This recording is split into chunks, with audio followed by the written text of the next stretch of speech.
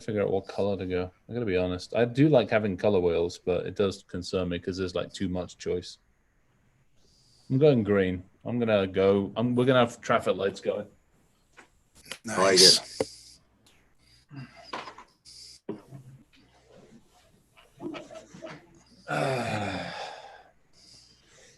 None of this freaking black hat, white hat shit. It's going to be red for stop or green for go.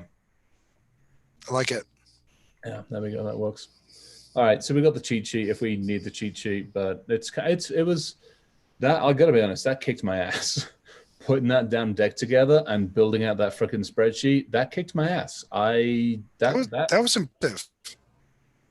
A lot of freaking work. It was kind of cool doing it though. I got some really like fantastic feedback on it, which when somebody says thank you, it kind of makes it worthwhile at that point. I don't look for that, but to me, it was nice to get that external validation, which was really, really nice.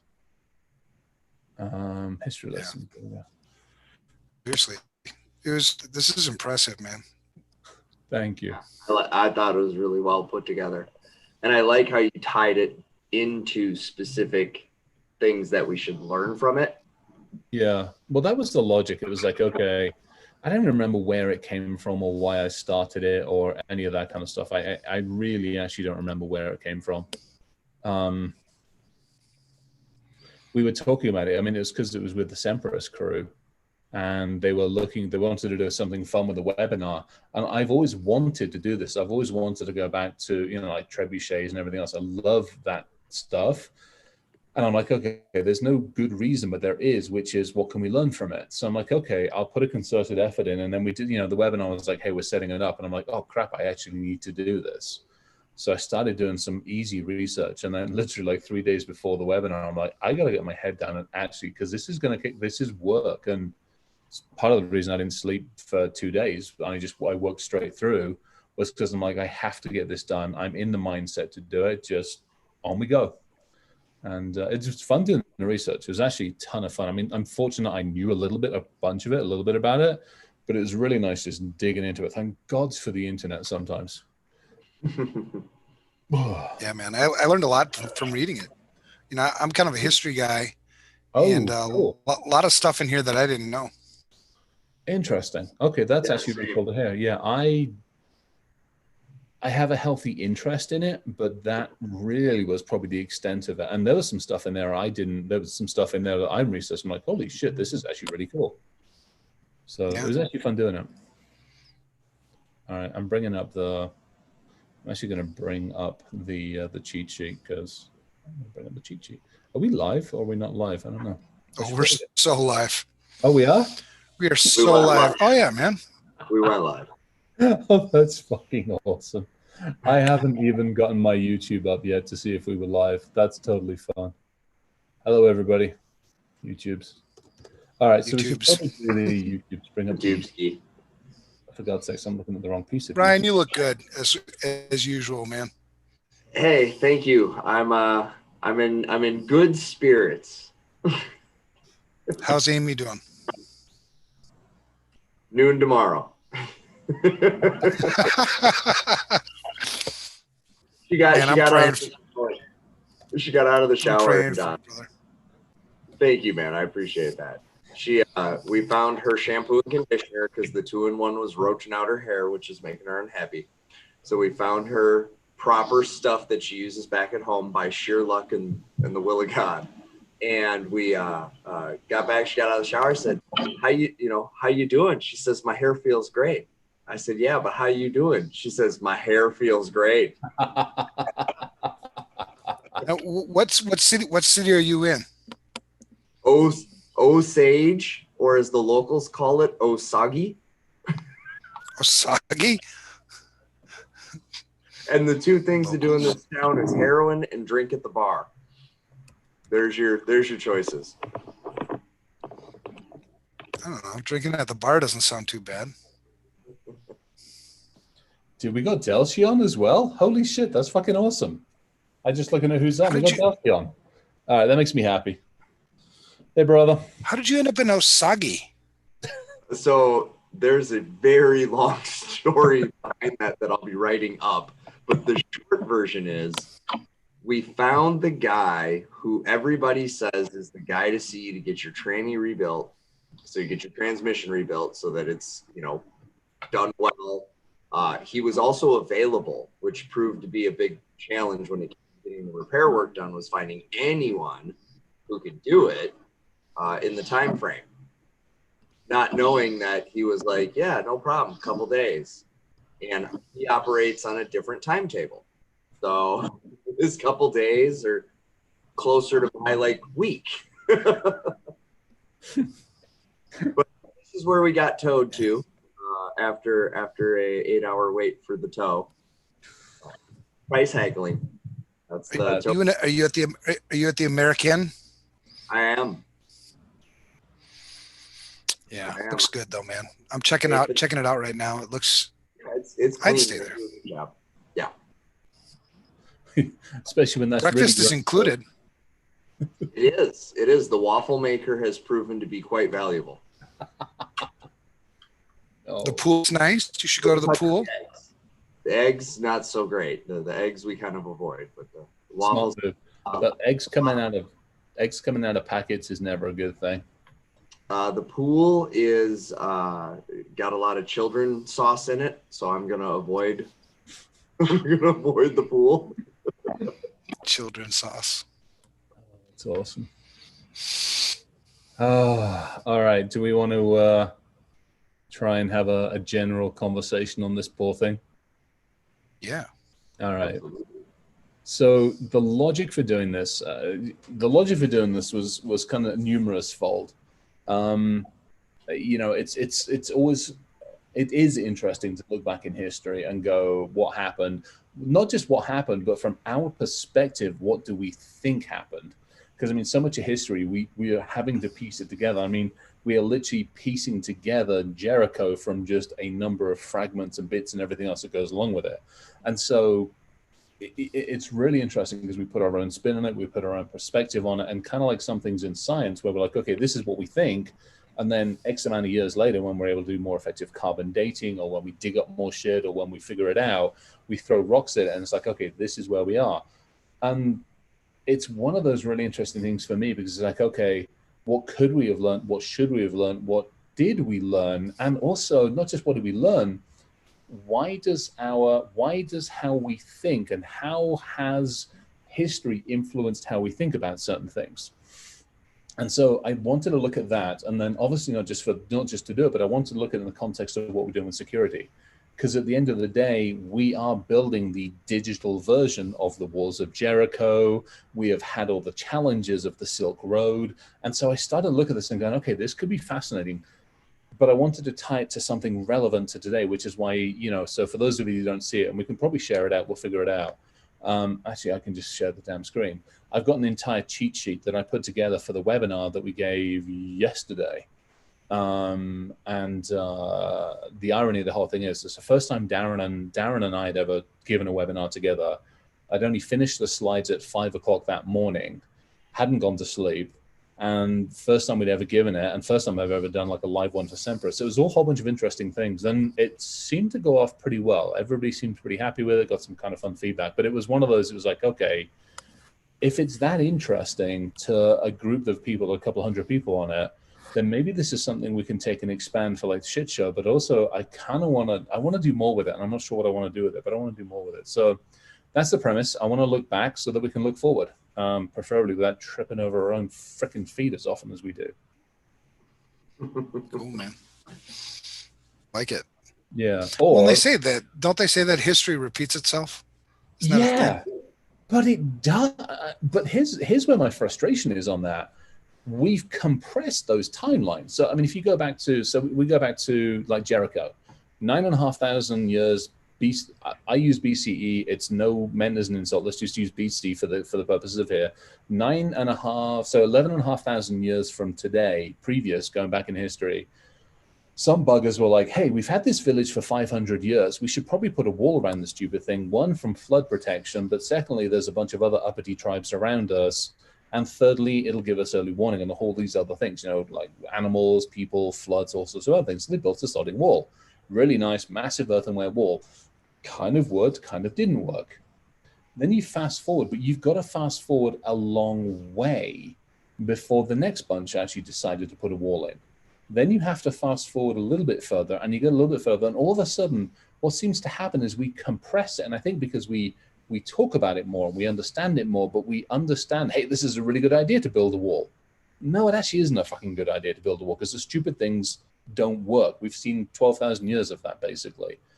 But we keep doing it, but we're doing it with increased frequency. So rather than it being like a long, nice sine wave curve, we find it's like the higher end of the spectrum. We're now hitting these peaks and troughs on an ever increasing frequency, which is also another one of those "what the hell are we doing" kind of moments. Mm-hmm. Yeah. So in today's analogy, in our, I guess, work, a wall would be a firewall, right? That'd be the perimeter. Yeah. I mean, that to me, if we look at it in the digital age, and Ryan, I hope you don't mind, I used it in the talk yesterday, the analog human and our digital world, and all this kind of good stuff. All you, man.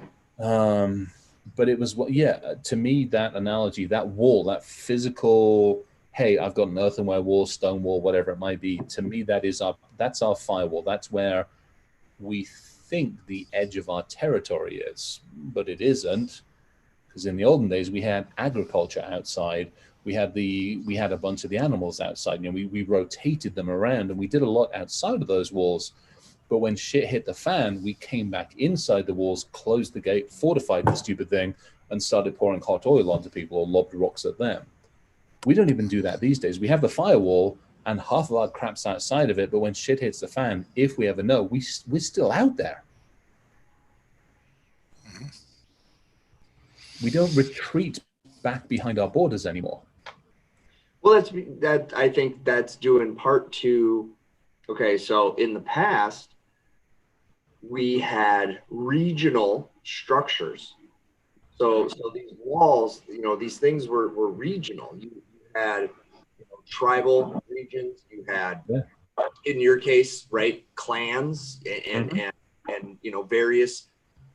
This is my land. These are my borders. This is my region. We run it our way. Yeah. I mean, of the United States is based on the concept of regions, right? Each state has its own sovereign laws because that's how the people like to live.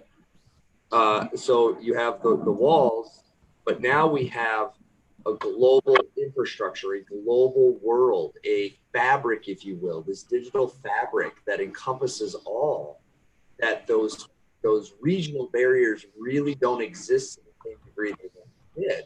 And so to your point about things being outside of the firewall, what data center is my stuff running in? Am I getting routed through Singapore? Am I Zoom? And oops, I had some APAC failover that stuff got routed to, and now I'm in a pot of hot water. I think the borderless nature of the society we've created in the last 25 years makes applying some of that traditional learning that we carried with us. Hey, build a wall. It'll keep it safe. I think that breaks down in the modern era, and I think that's part of the challenge is where is the boundary? Yeah, I think AP's right. I mean, so he actually hit the spot. He's like, hey, you can't be absolutism. And he's totally right. Absolutely right. In situational, they worked. You put up the picket fence and it held something back for a period of time. We had forts for that reason. They worked for a certain amount of time. But over time and over, we can't rely on them, but we did, and we still do. And I think that's, that again, to me, is part of that mentality is it feels like in many cases, we still rely on a single system that is proven over an extended period of time that isn't a long-term solution. To your point, it's a tribal thing, and it is a tribal thing. Go on, sorry. No, yeah. Well, you still need to have the firewall, right? Because it delineates a boundary, right? But just like a boundary between two countries, it doesn't mean I can't cross the boundary. Mm-hmm. Right. And I think of one of the things that's not in your research, but certainly it's applicable too is the Trojan War. In the 1200 BC, with the Trojan horse. Yeah, totally. How easy it was to bypass their defenses because that war was fought for quite a while, and they couldn't get through the defenses. But then, a simple, Trojan horse and inside your end, I think that's applicable too. Yeah, you're right. That's actually a huge one. That's a big one, and thank you. The other big one I missed was actually the Egypt. Well, I didn't miss it. I ran out of freaking time. I got to be honest. And I'm sitting there. I got 45. This was like meant to be it was meant to be a 40-minute talk with a bunch of Q&A. We ended up talking for 50+ minutes, but we still did a bunch of QA. To Redmond's credit, they kept the whole thing open for extra, which is really nice. But I'm sitting there and I'm looking at all this. And I'm like, how the hell am I going to impart this amount of information? Because I wanted to put the Egyptians in there, and there was some other stuff I wanted to throw in as well. I'm like, I'm out of time. But I think longer term, I'm really tempted to build this out a little bit more and have some fun with it. Trojan War, you're right, would actually be a fantastic one. Yeah, absolutely. What you've got here, I think, is just a fantastic start. But I think your theory and your hypothesis hold too, right? You show just in the 3 days of research that you did that history does repeat itself, and there is a parallel between the physical world and the virtual world with today. The defenses are the same. Defense is defense. Yeah. Right. And offense is offense. Yep. It's really good to see how the parallels between the tactics. Here's a bit of the issue I see though. The reality is that the attacks now are happening below our ability to detect them. And I mean that from a human level. Like the way that we're interacting with the information, with social media, with technology in general, right? It comes, my belief at least, is that it surpasses. Like we've got million-year-old brain, and the glowy thing on the screen with AI behind it is surpassing, right? I think there's, so it makes it harder to build defenses that are effective because, come on, guys, firewalls work. We know they do, which is why phishing is the tactic. Yeah. Firewalls work. I mean, not all the time, but a lot of the time. Well, I mean, to Evan's point, okay, perfect example. You go back to the Trojan War. Arguably, that was one of the very first times that type of a tactic had ever been used. Maybe before, but arguably that was stake in the ground. Bastards. Okay, fool me once, shame on me. Fool me twice, shame on you. So I got my ass handed to me at the Trojan War. Bastards, okay? We fast forward now to when we put a digital firewall out there, and we were so surprised that people went past it or people snuck past it. There should be no surprise. We've had 3,000 years to get used to the idea of somebody taking a physical or a virtual Trojan. That's why we call it a fucking Trojan. We've had 3,000 years to get used to this idea. Why are we still sitting there at the perimeter going, you fuckers can't come in? No. Right. Get in. Why can't we figure that shit out? I think what's new though is the paradigm brought on by technology. Physically, I think people are susceptible to it, but social engineering will always work because people are analog, and it depends on when you catch them on the wavelength, and there's just a lot of things. But digitally, I think it's new for people. There's this, we know zero trust works. We know trust but verify, but people just trust. It's too damn appealing to just click the damn link. Is it appealing or is it convenient? It's too convenient it's convenience. Well, and it's that convenience accessing. So let's talk human history for a second. We as a species need certain interactions in order to successfully evolve as a species, to be a community, to do these things. And inherent in that is trust. Inherent in that is, okay, I'm going to trust that the guy in the hut next to me isn't going to burn my hut down in the middle of the night so that I can get a good night's rest and get up in the morning to go work and gather food for the village, right? That is still who we are biologically. That is still who we are on a primal level in our brains. Yes, we have higher orders of thinking now. We can, spend time inventing technology, but at the end of the day, we're still that tribal, analog, person that wants to trust and wants convenience. Trust me, when the first guy showed up with fire, everybody was like, hey, that yeah. right there. Fire? I'm into that. That's neat. Show me how to do that, right? And I think in our digital world, it's just less obvious. The physical stuff is pretty easy. It really is. It's there or it's not. It's on or it's off. Every tool is inert until you use it. And I think that, I don't know, the challenge lies in the fact that we haven't learned our lessons. And I think we're at a time now where those lessons aren't even relevant any longer, because we crossed a chasm and we're 100% digital first. We jumped in the pool all the way, and some of the old rules just don't apply anymore. Right. So, and we've talked before about how we go so damn fast. Yes. Right? I mean, shit goes so fast, and new techniques are coming out all the time. I mean, the malware or the antivirus, manufacturers can't keep up with signatures because, God knows how many new variants are, released every day. And you couple that with the fact that the enemy is always at your doorstep, always. Right? Before, in history, they were separated, right? You would see them coming, you had some warning, but now they're always there, 24/7. And again, I don't think people think that way. And I wonder if that's part of the mentality as well, because, let's go back. We'll go all the way back from a history. Go back to the Assyrians' time, or even maybe, the Roman Empire time. I mean, you heard them coming, you saw them coming, you were aware most of the time that they were coming, and you either had time to prepare or time to get the hell out of there, let's be honest. Mm-hmm. Whereas these days, again, it just doesn't happen. I mean, look from the military standpoint these days, we have dedicated teams that do their job to not be seen. And it's very rare, let's be honest, that we roll in the heavy shit that's going to be seen and heard from a long time away. We'd rather send in more surgical, more precision-based. And in the digital world, for the most part, it's the same way. I mean, if it was the whole thing, we wouldn't have LOIC or something like that. But for the most part, it's the same thing. And the first time in history where you really saw this kind of guerrilla type of warfare where I tried to attack in secret was in your spreadsheet would be the uppity colonials sort of time.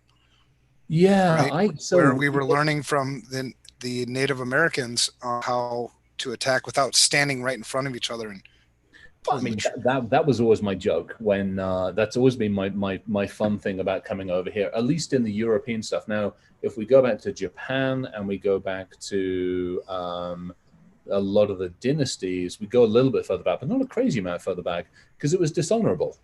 The difference between the samurai and, obviously the actual ninja side of the world, the samurai, you have the honor to face your enemy.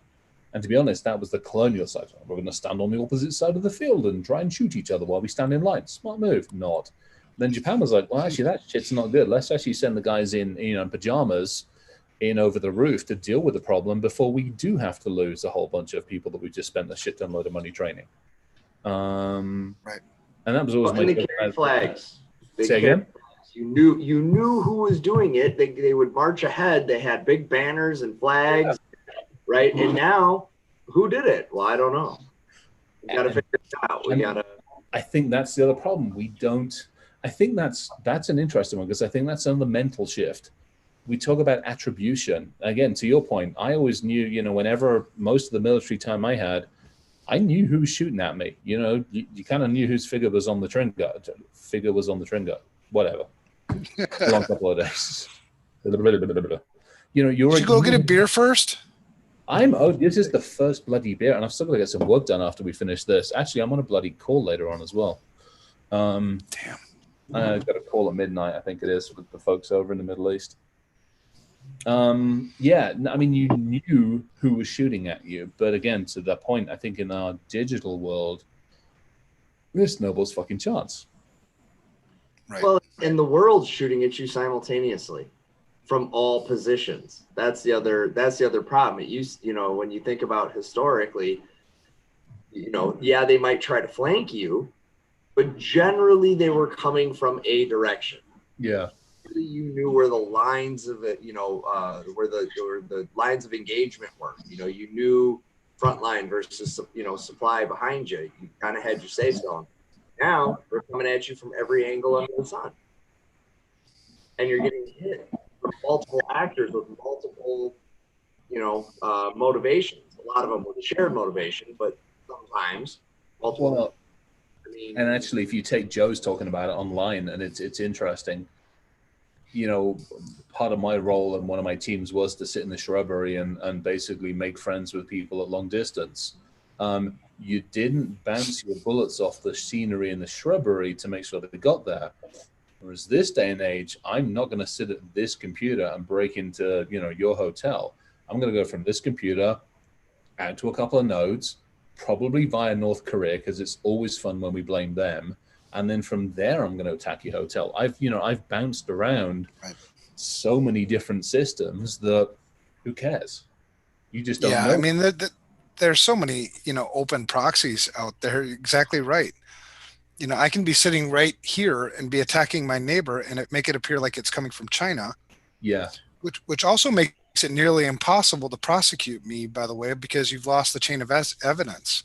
Right. Good luck trying to get the log files from that proxy server to prove that it was me.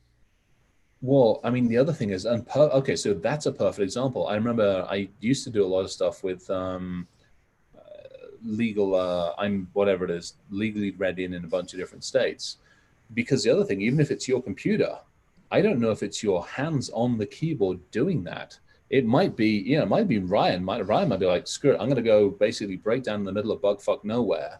And I'm going to have a backdoor into his computer. And 3 o'clock on Friday morning, I'm going to run a denial of service against half the clients just for shits and giggles. You're sitting there on the computer. Well, what the fuck? Not my fault. I didn't do it. And from a forensic standpoint, if he's using any kind of anti-forensics or stuff, it's going to be nigh on impossible to prove that. Right. And in criminal, in the way the United States, and that's another thing that we're so far behind on, is the way we prosecute, digital crime. Proof beyond a reasonable doubt. There's all kinds of doubt you can insert when you lose that ability. Right. Very rarely, if someone knows what they're doing, will there be any smoking gun? Yes. Right. Yeah. I mean, but actually, that's an interesting question for you guys, because I know more often than not now when I get dragged into forensics, not necessarily forensics, like IR cases. Very rarely do I even bother looking for a smoking gun. It's not worth it. I'm not going to waste your time. Let's figure out. Too damn expensive. Okay, so you same mindset. Right. I mean, if you want to burn your whole budget on knowing exactly, I'll give you a 40% certainty that after I ship this off to outside dedicated experts, when it comes back, right? So I got to upcharge you now because I'm gonna send you to roll, right? Not just that, but what the hell are you going to do with it?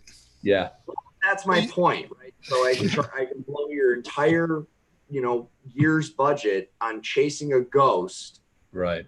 Or to Evan's point and your point, let's patch these giant gaping holes I found that are most likely the cause, and most likely related to. I mean, the best I can give any customer without doing deep dive is maybe 70%. This is how it happened. Yeah. It's just, I think we're in a similar boat on that one. Especially, again, you look at some of the new stuff that's coming out that basically does a really nice job of either hiding anti-forensics, sitting in memory. I think somebody hands you a computer they've unplugged and put in. Chance of getting memory dump off of that? Let's see. No. Well, and that's assuming they're on it instead of doing live images. Yes, there we go. Well, 90% of the time they don't have adequate evidence anyway.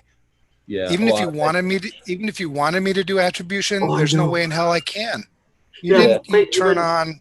Give me logging. Give me 12 logging wasn't on. So or again, you got 24 hours of logs. Tell me what happened. And we'll know that in the first five minutes. Yes. Right. Once you get all the legal paperwork and shit out of the way, 5 minutes in, you're like, and we want to know who did it. It's like, no, you're not going to ever be able to tell who did this. Well, why not? Because your fucking logs roll over every 24 hours. I've actually said this to one or two people. I'm like, do me a favor, go to the bathroom and go look in the mirror. That's who enabled it to occur. Yep. When you've actually taken enough deep breaths, come back and let's actually get on with how we fix the damn thing. Right. All right. So again, let's take that piece and go back into history. So it doesn't matter. I mean, the Assyrians, Hadrian's Wall, perfect example. Well, actually, no, because Hadrian's Wall was much more guerrilla warfare as well. But it's the same thing. I stood at my wall. I knew who was coming after me. Mm-hmm. Now I don't know. Have we still, in several thousand years, not figured out how to let go of that? Are we unable to let go of the fact that we don't like it when we don't know who our enemy is? Well, that's back to tribal. I need to know. I need to identify the enemy. Right. Otherwise, what you're doing is you're hitting a part of my brain that my comfort is rooted in. So if I cannot say who's trying to hurt me, then everybody's trying to hurt me. Turn on the paranoia machine.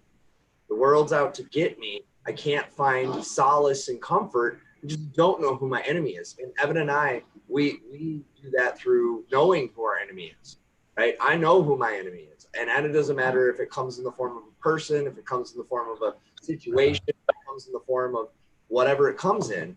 Mm-hmm. I know who my enemy is. And so I can root in that and have comfort. But if you don't know who your enemy is, then everybody. Yeah. Well, and to your point, I'm my own enemy. Always. Yes. That too. Yeah. It's the shit that goes on in my head. It's that I do, mistakes I make. It's the, I love the fact that you say look in the mirror, because that is where you'll probably find your problem. Yeah, unfortunately. Almost always. Yeah, and it's not and I've only used that a couple of times but I've definitely stood on stage and said it. It's normally one of the closing slides. I've got like a grandma slide, the who farted slide, and we talk about attribution. And I'm like, rather than spending your budget, your time and effort, go look in the mirror, realize that you made mistakes, be comfortable with that. You have to get comfortable. You've got to understand you made mistakes. And you've got to understand that there was things I did that I could have, should have, might have, probably could have done better. It doesn't matter what it is. Accept it. This is where we are. Move on. Learn and move on. Yeah, I think the you should have better aspect is important. Because a lot of times they don't. Now, if they do, yes, I agree. Okay, so do know better. I totally agree. Like, hey, shame on you. We don't poop in the corner. We've talked about this, right? Yeah. But if they don't know any better, right? And I think sometimes we take that shameful approach of you should have known better, and to somebody that's uneducated, that makes them feel, I don't know, it makes them feel bad. And I think that's part of it too. I think that's why the problem continues to perpetuate. We can't have a functional conversation to say, hey, this is what you need to do. Hard stop. Everything is optional. Everything is right because businesses need to make money. But I think there's an absolute bare minimum. I mean, hell, they do it with ladders. They do it with power. They do it with every other type of tool or service. There's like, this is how to use it safely. And we don't. Well, that's why. Here you go. Good luck. Oh, you got hurt? Well, you weren't using it safely. Yeah. Well, that's why I created that ransomware contract, man. After last week, it was about accountability. Yeah. Who's being held accountable for this shit?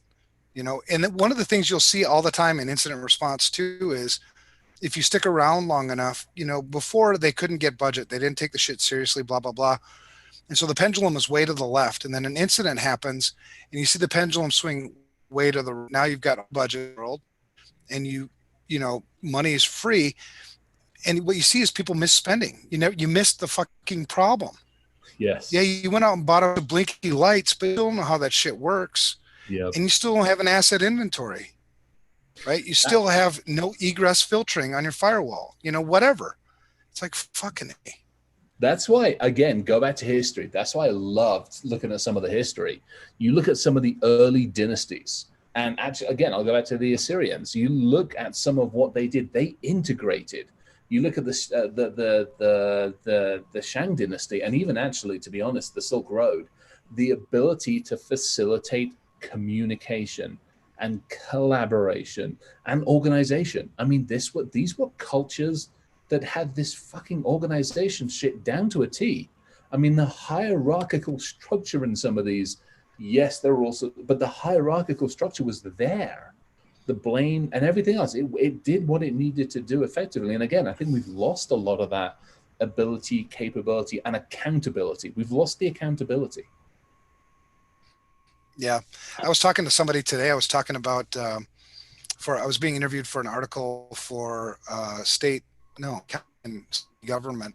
Oh, cool. And and they said, well, where do you start? And I said, we always start with governance. Without governance, you have no accountability. Without no accountability, you have no security, right? It's haphazard bullshit. Yeah. All pieced together, and nobody really knows what's doing. She explained that to me. So then I said, well, here, just Google, and you can do this yourself. Google city organization chart. Right? And look at city's organization chart, they're different from city to city. Right? And so the city that I picked on was Champaign, Illinois. Champaign, Illinois has right? So their org chart is citizens, and then it's got city council. And so I said, so the highest level in your org chart, that's who's ultimately responsible for information security. But I bet you if I call any one of these council members and I ask them, who's ultimately responsible for information security in your city, they're going to point me to the IT director. Oof. And if you look at the IT director on the org chart, that's like 3 levels down.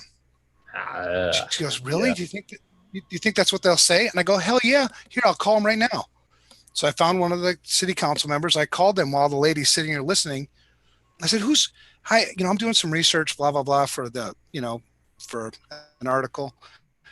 Who's ultimately responsible for information security in your city? Oh, I need to point you to our director of IT. I'm like, fucking told you. Yep. And counties are worse. Yeah, I run into a few of those. Yeah. And then she's like, well, what's the big deal? And so I brought up Baltimore, $18 million. That's the big deal. Yep. Atlanta's another big one.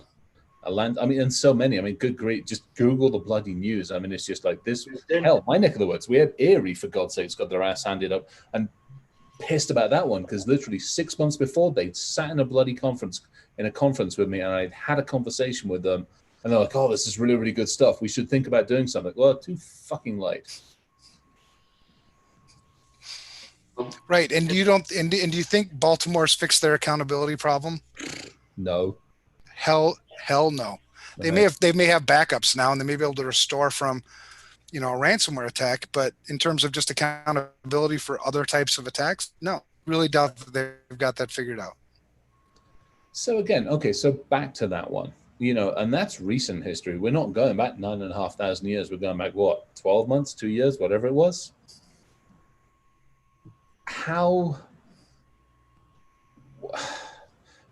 Why do we keep doing this to us? Why do we keep doing this to ourselves? I think in my opinion, it's accountability. Right. I think accountability goes so far. Like, we're talking now about by the year 2023, we're going to start holding CEOs responsible for I saw that. Any physical harm that's done. What was it? CISOs? We just had it. We had ransomware on a hospital. Somebody died because they didn't get served. So, hello, we're there. I'm going to say... Did you just do this? Did you just do hello? Yeah, I did. Hello. I don't blame him. Because again, okay, but my argument to that one is it's only, terrible as it might sound, it's only one body. You're going to have to start, and I'm actually going to do a LinkedIn post on it either tonight or tomorrow. You're going to have to start putting the fucking bodies in the street Let's be honest. Well, let me know, because I've got an update killed my grandma as one of the shit show topics. So we should collaborate. So to tie it back to history, though, let's talk about the Roman Empire for a second. Yeah. Roman Empire, originally, the Senate served a purpose, and that purpose was to be for the people. Yes. Originally. And then the Senate served its own purpose. Yes. That, my friends, I think is part of the problem in our industry. I think that our calling is to be protectors, which is a selfless calling, which is a calling of sacrifice. And I think through commercialization and self-serving interests, we find ourselves with no one wanting to take accountability, because nobody is doing the job as a selfless act, as a like that IT director. If you were to say, "Are you?" It's not no one. Well, you're right. You're right. That's this guy, that guy, and that guy, and probably everybody listening to. But it's that lack of accountability, I think, is rooted in the fact that it is kind of a self-serving thing now, and it's not the protectorship that it's supposed to be. And so civilizations, they're warriors, they're protectors for protectors. Yeah, there was money involved. A lot of mercenary stuff happening back in the day and today, like 2 hours ago. But, I think that's part of the accountability issue, is this work isn't necessarily viewed as the protector type of work that it really is. Okay, so you're in the same mental mindset as I. I mean, I always say this, I've said this numerous times, we have one job and one job only. It's to protect the charges that rely upon us. That is our job. No two ways about it. That's all we're fucking meant to be doing. We're not meant to be minting more and more billionaires. Yeah, we are apparently doing it the wrong way around. But, okay, so now let's take a step back. Let's ignore the history for the minute and let's look at our industry. Let's go back 90s to 2000, when we really started to go, hey, we're not just IT, we're all sorts of other things. We weren't there as protectors. We were there as, let's face it, I'm still a hacker. We were there. I don't know what the hell we were. We were there to engineers. We were engineers. And visionaries of how to take analog business and convert it to digital. Yeah. We exist is because we entered the early 90s and somebody said, hey, can I sell shit with this computer? Right? Yeah. How long that existed before somebody started hawking product. Think about how long that technology evolved before it became about hawking product. Think about the computer clubs back in the day.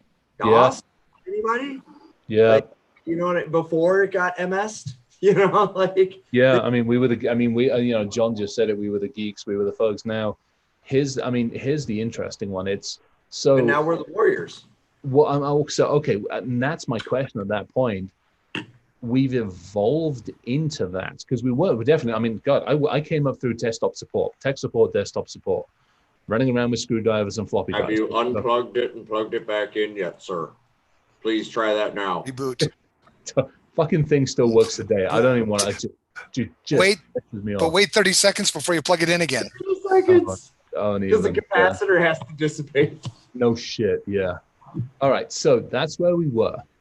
Our job was really the enablers. We were there to make sure that the computer worked, that shit actually functioned, that point A actually could talk to point B. Let's be honest. And then we moved into that role of we literally moved into the quizzical one of going, hey, how does this work? Why does this work? How can we make it work differently? At what point did we move into that protector role? And by the way, if we are that protector, I don't think most of the people realize that. I think there's too many people in this industry, and let's face it, it's a shit as all hell fragmented industry these days. I would love to know how many people in this industry actually really think we're protectors. That might actually be a LinkedIn post, or not even a post, a LinkedIn questionnaire. So the answer is 1971. 1971 is when we moved into that role. No. Whether we knew it or didn't know it, that's when it became a need. But here's the deal, man. Everybody needs to be a protector. Parents, be a protector. Okay. Yes. But that's a given. I mean, okay. And again, we've had more than 12,000 years to figure that shit out. How long have we been procreating as humans? 200,000, 300,000 years. We've had time to figure that shit out. Well, some of us. I think people don't realize the attack. People. Yeah, exactly. People still don't realize the attack vector. They keep them physically safe. They teach them to look both ways before you cross the road. They don't teach them shit about how to use their laptop or how to use their mobile device. Well, and here's the problem. Hold on. So a car, unless driven by a psychopath, doesn't veer off the road to hit me. So the rules of crossing the road can apply and generally remain safe and true. Okay?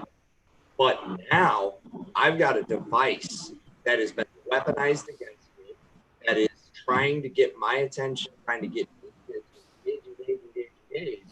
And it's using emotional warfare. It is using, hardcore level 5 psyops tactics, like not good stuff. So is the car coming or not? I don't know. I can't tell because I'm unable to see the car. And that, I think, is inherent in the problem we have. We are unable to see the car coming. So either we're looking. So yeah, I can choose not to click the link, and we know that's going to have like an 80% reduction in me having a problem. So that's a good one. But I think there are other things going on now. If we think about disinformation, societal manipulation, some of the. But we've had the disinformation in various forms. I mean, again, for thousands of years.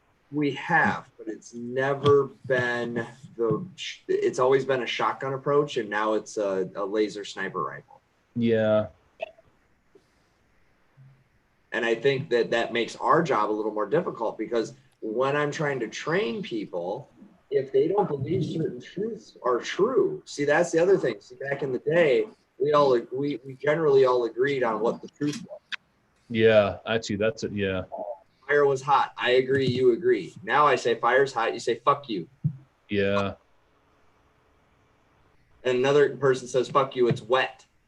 And somebody else, I mean, seriously. And that's our reality. And so I think that we can't ignore the decision makers. When we talk about accountability, are we really factoring in where that human is at mentally? Or do they even believe this is real?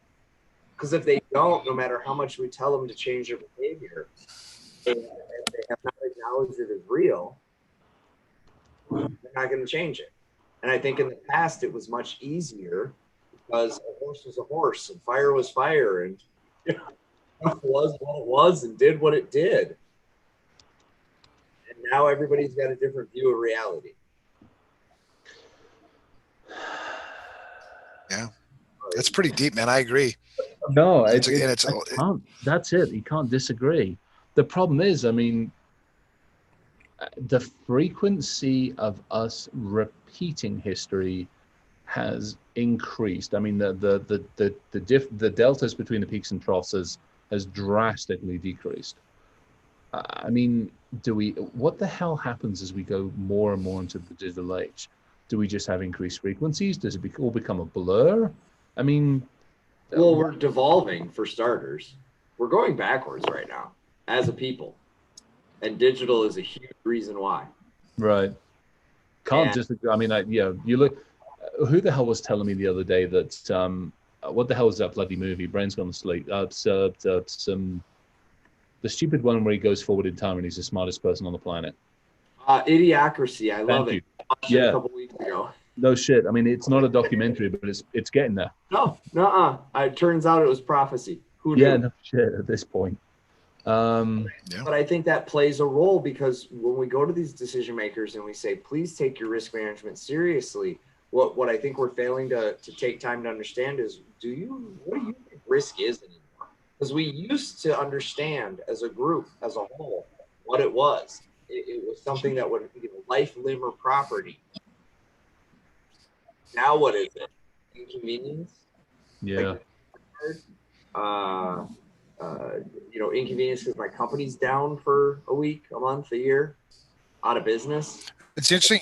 It's interesting you say that. Tomorrow I'm speaking at InfraGard in, I don't know what, Indiana or something. Nice. And that's what I started with. It's, what is information security? Yeah. I mean, what is it? Because you know, and this person over here, it's one thing. This person over here, it's another thing. We're in the same fucking industry, right? Yet we can't agree on what this actually is. What do you think the other people think? People that have to make decisions, you know, and then ask them what risk is. To your point, Ryan, I mean, what is risk? What does it mean to you? You take it for granted. See, when we grew up when I grew up in the backseat of my father's, you know, car, you know, we grew up with cars. We do risk all the time. Like when we come up to a yellow light, yep. Right. And it just comes natural to us, Yes, right? You look both ways right away. You understand fast going. You look, you know, are there any cops around, any cross traffic? You do all this stuff like really, really quick. It comes natural to you because you grew up with it. It's part of who you are. Right. But, you know, you take that same kind of analogy to, you know, information security. People didn't grow up with it. Okay, but I'm gonna give you one here. So now you're going through that intersection. You've looked both ways. The light's yellow. You have gauged the other car's distance and travel, and your speed and distance and travel, and you feel safe to cross. When that other car sees you, it lights up the nitrous. T-bone you at the intersection. Right. That's our reality now. That's the challenge, because we're not fighting. Well, things, right? They don't even do the risk assessment, and you got the nitro guy. Right. Pretty much. You know, so what you're basically telling me is 12,000 years worth of history, hundreds of millions of people being slaughtered in the name of some kind of a value or history is all for naught. We changed I don't know. We changed realities. So the history, while helpful, I don't know how applicable. But I will argue that there are some basic things from history that are applicable if we were willing to listen. Well, but then why, you know, and I agree with you, and why human history continue to repeat itself? Right. There's so many parallels right now to the United States and the way it's going in terms of its government. And the Roman Empire? Take like the Roman. Oh yeah. I mean, it's like British Empire. So although it's so parallel, and it's like, why is anybody doing anything? Yeah. Disaster. Actually, not the British Empire is different. At least the Americans haven't killed quite as many people as the British Empire did. Now give us time. No, you got a long way to go. We got 100 million. By some accounts, we actually managed to slaughter 100 million. We make Genghis Khan look like a fucking saint, to be perfectly honest. Well, I think we're just getting started here, so give us time. I don't know if you're going to get much chance. I hate to say it. I don't know. Hey, you ain't seen our Civil War yet. Don't get to talking. I don't give a shit about your Civil War. I care about this sounds like Englishmen sitting in America. It's like, fine, we're going to go out and kill 100 million right now. I'm going to show you. Because that is so American mentality. Yeah. What would you say? I can't do genocide? F you, buddy. I'm on it right now. I'll show you genocide. You want to talk no genocide yet? USA. Yeah, no shit. I tell you what, you want to look at a society that is going to outpace America from a genocidal standpoint, and from who's going to get and who's going to retain a level of empirism. Go look at our friends over in China. Yep. I mean, you know, they've definitely. But they're our friends. Oh, believe me, I say that with huge air quotes. Let's put it that way. Yeah, good buddies, good buddies. You know, my friend said something to me once on the whole China and U.S. thing, and he said this: "Do you like cheap socks?" Yeah. Slave labor's got to come from somewhere, pal. Do you like cheap socks? Yeah. Because if you socks made here in the States, they'd be $20 a pair. Well, okay, cheap socks, cheap electronics, cheap cars, cheap this, cheap that. Do we want actually the electronics to work? Let's actually go back to basics. Well, whoa, don't get ahead of yourself. Do I want the products I buy to work?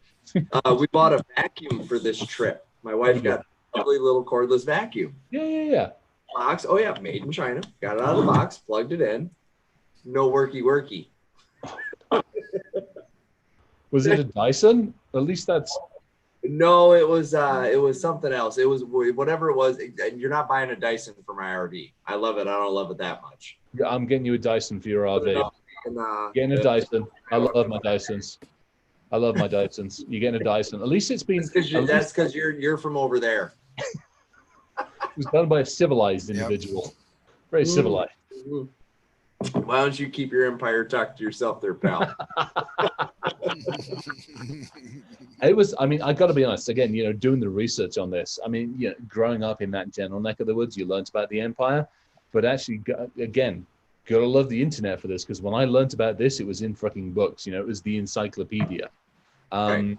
The internet's got a whole lot more information now there.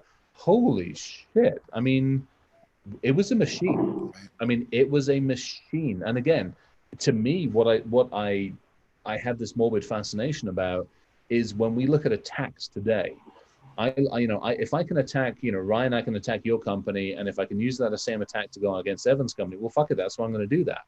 We with the Empire were the same thing. We turned up on every fucking island, but like, I say, we have a flag, planted the flag, started communications and collaborations, and then took over and then bled the place dry. I mean, it was a rinse, repeat, wash, rinse, repeat. And we just kept on doing it. And that's exactly what we see right now. They're not ransomware. There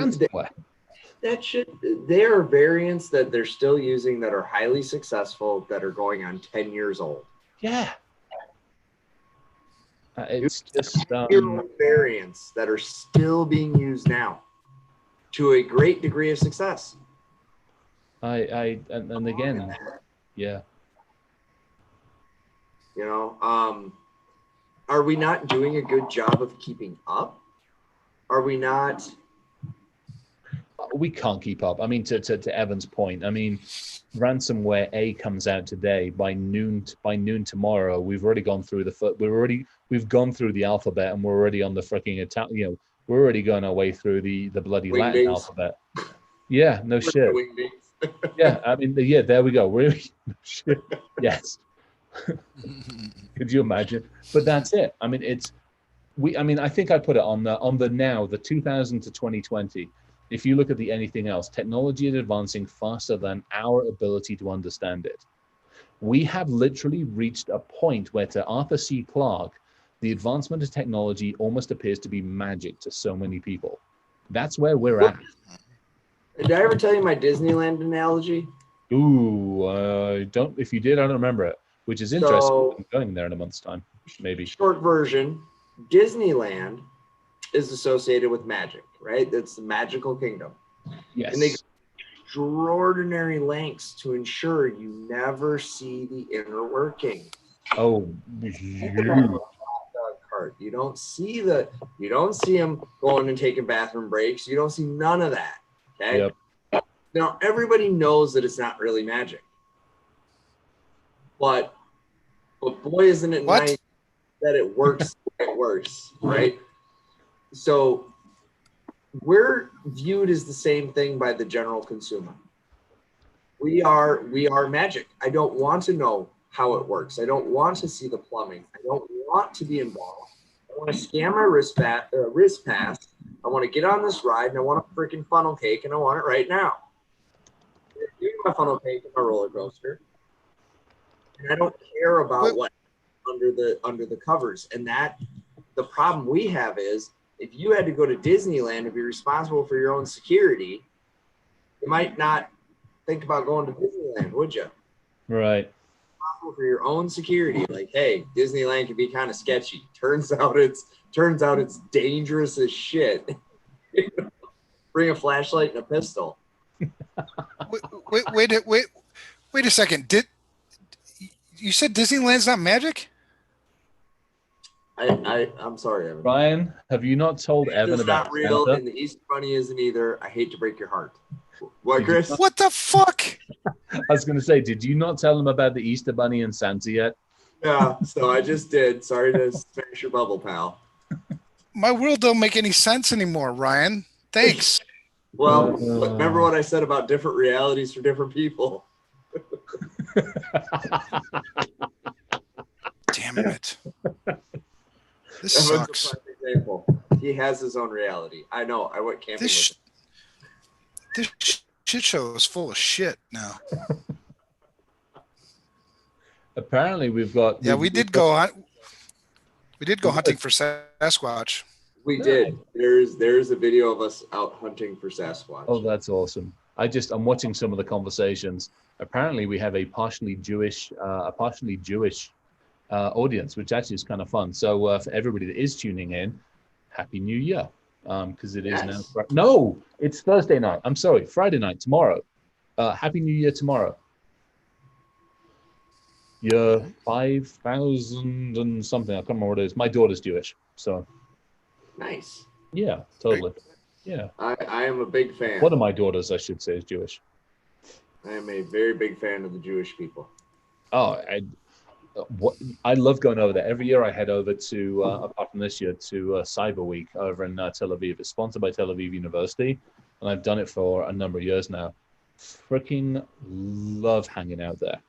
Just the conversations, the engagement, the maturity of the conversations, just freaking awesome. Yeah, love it.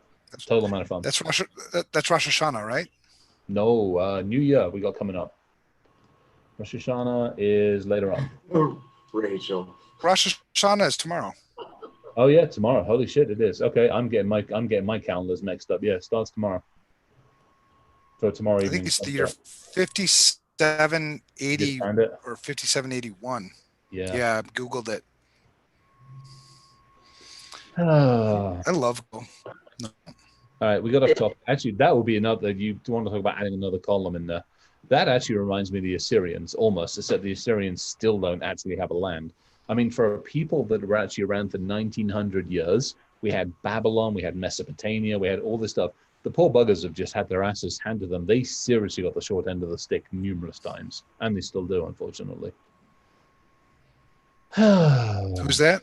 The Assyrians or who? The Assyrians, yeah. An amazing, so 2500 BCE, roundabout to about 600.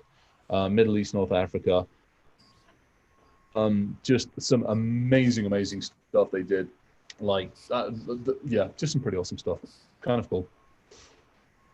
I think I have, yeah, there we go. They're That's after cool. the Jericho funds. All right, so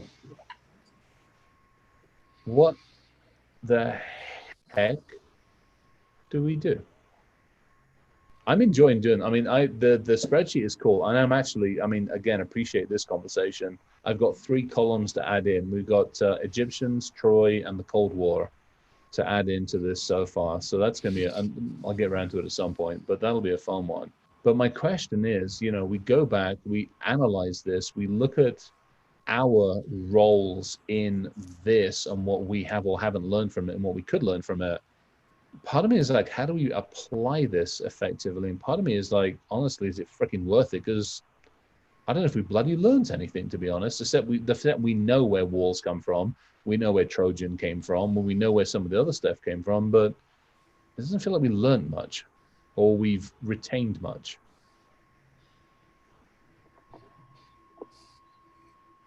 Yeah, that's true. So I'm gonna take. So the question is, how do we fix it? I don't know, Ryan. What you got? Were you about to do devil's advocate? Well, so as I'm picking it apart, like, yeah. So if I think historically, there was power structures.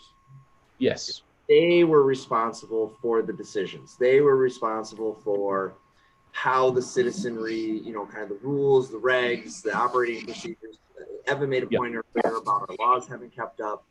So I think we're in this weird time where we've outpaced our ability to keep up. And I don't think that's happened historically before.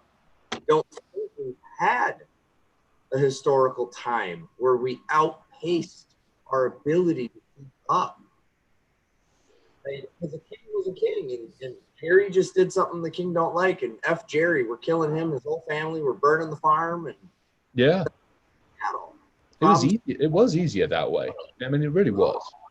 And I think because we've outpaced ourselves, people are lost. They're like, okay, well, what do I do? What's my role? And then, of course, the three of us are like, well, hell, you take ownership over your own self and do things. But I don't know how much of that is human nature. If we look at this historically, if we look at why these wars even occurred in the first place, if we look at that, people need leadership. For me, it's biblical, right? The Bible tells me leadership is required. That's how this works. Somebody has to lead. That's why kings exist in the first place. So if we're wired that way and we have no clear leadership or clear direction, it's really no wonder that we can't seem to solve these problems 25 years, 2,000 years, 5,000 years. Where's the sense of leadership that's saying, this is how you navigate it. This is how you do it. Is it? So here's actually, okay, so let's take a slightly different, by the way, your sound is fading in and out, just a heads up. Yeah, it's slightly different tact.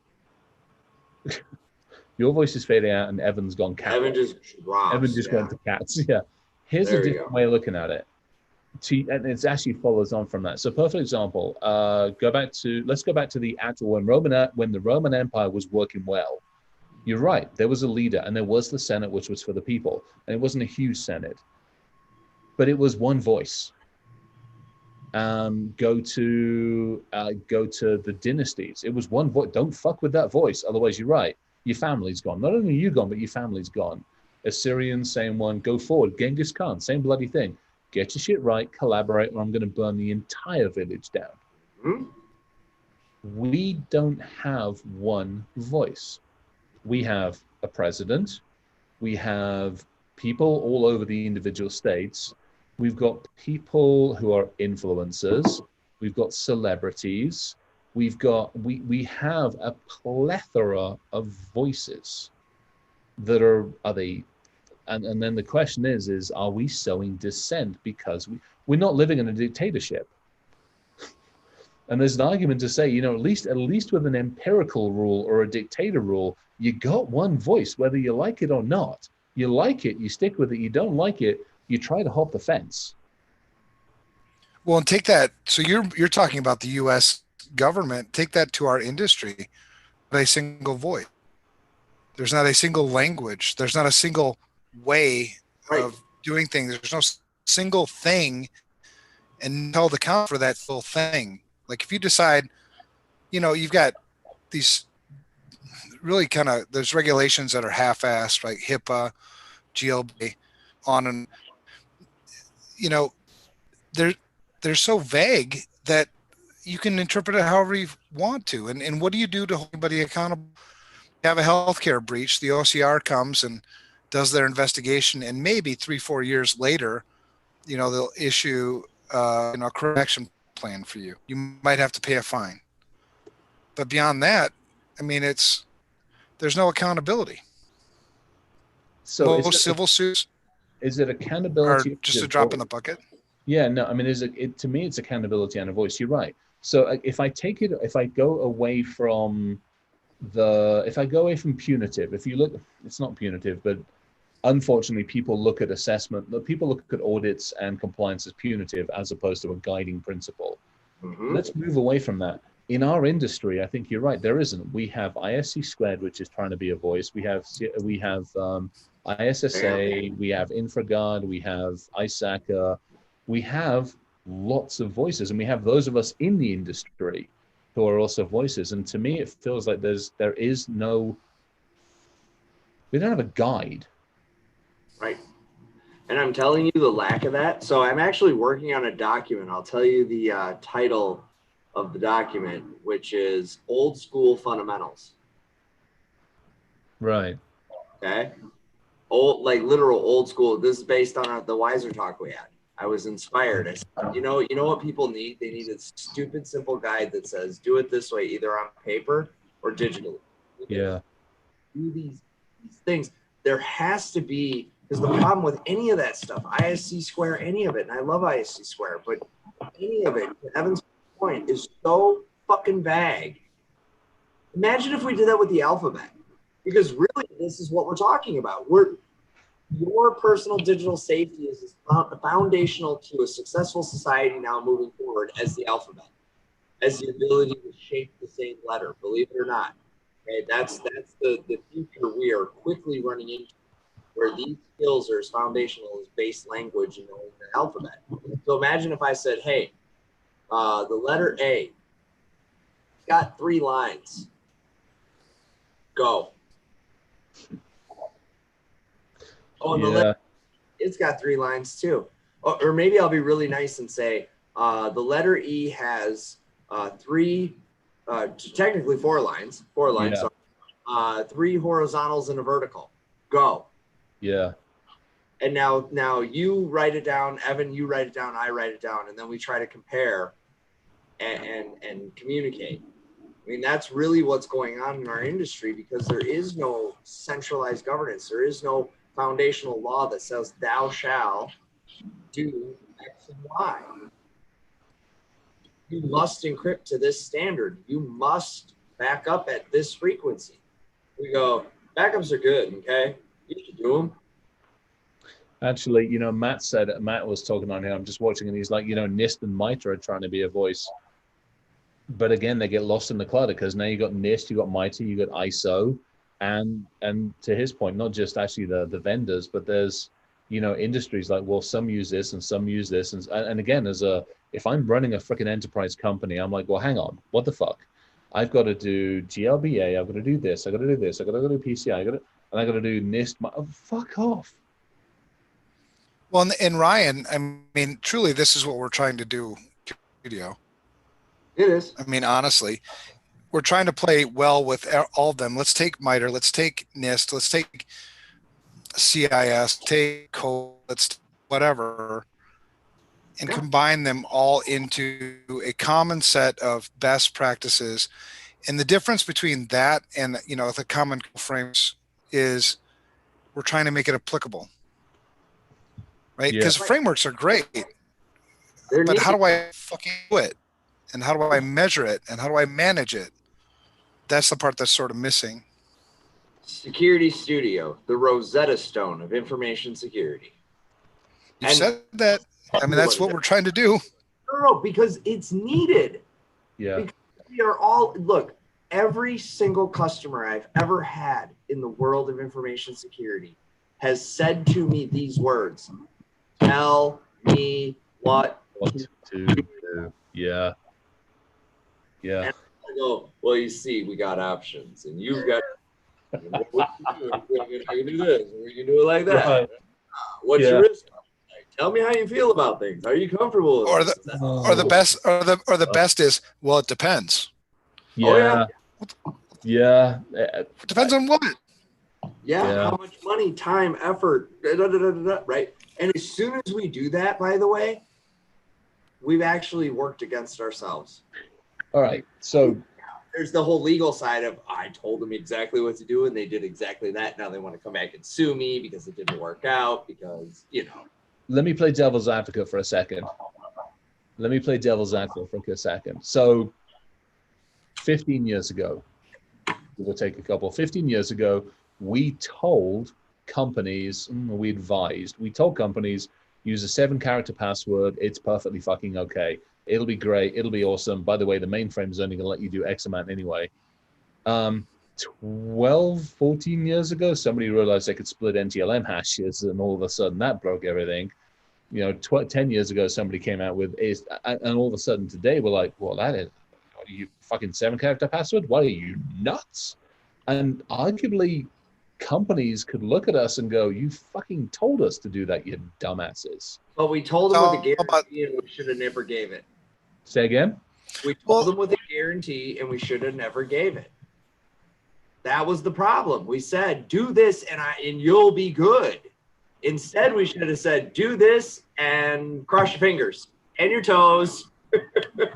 All right, but if you're going to come up with a set of standards, if you're going to tell me, what are you going to tell me to do? If I turn around and say, look, I got a bunch of users, I got to make, what are you going to tell me to do? Because my question is, Evan, what I'm going to tell you.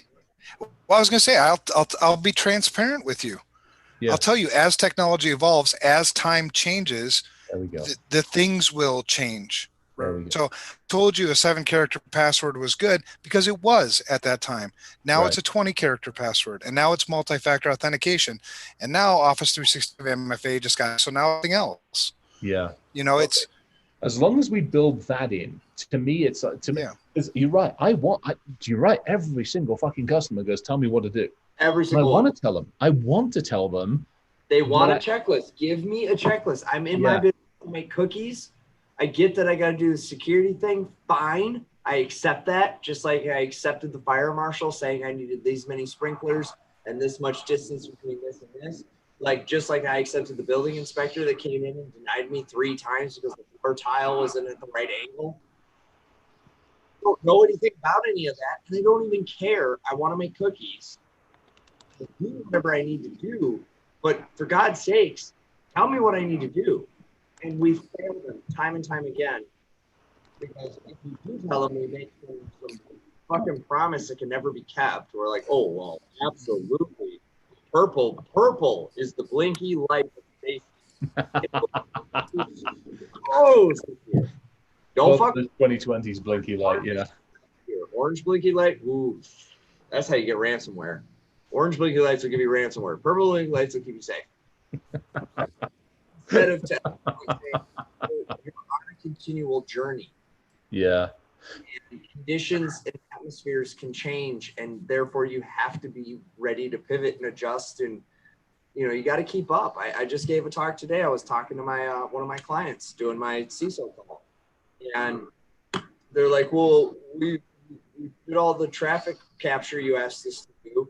Now we want you to look at it. And of course, all I see is a shit ton of ad domains, right? I'm like, yeah, you really need to get better at filtering on this.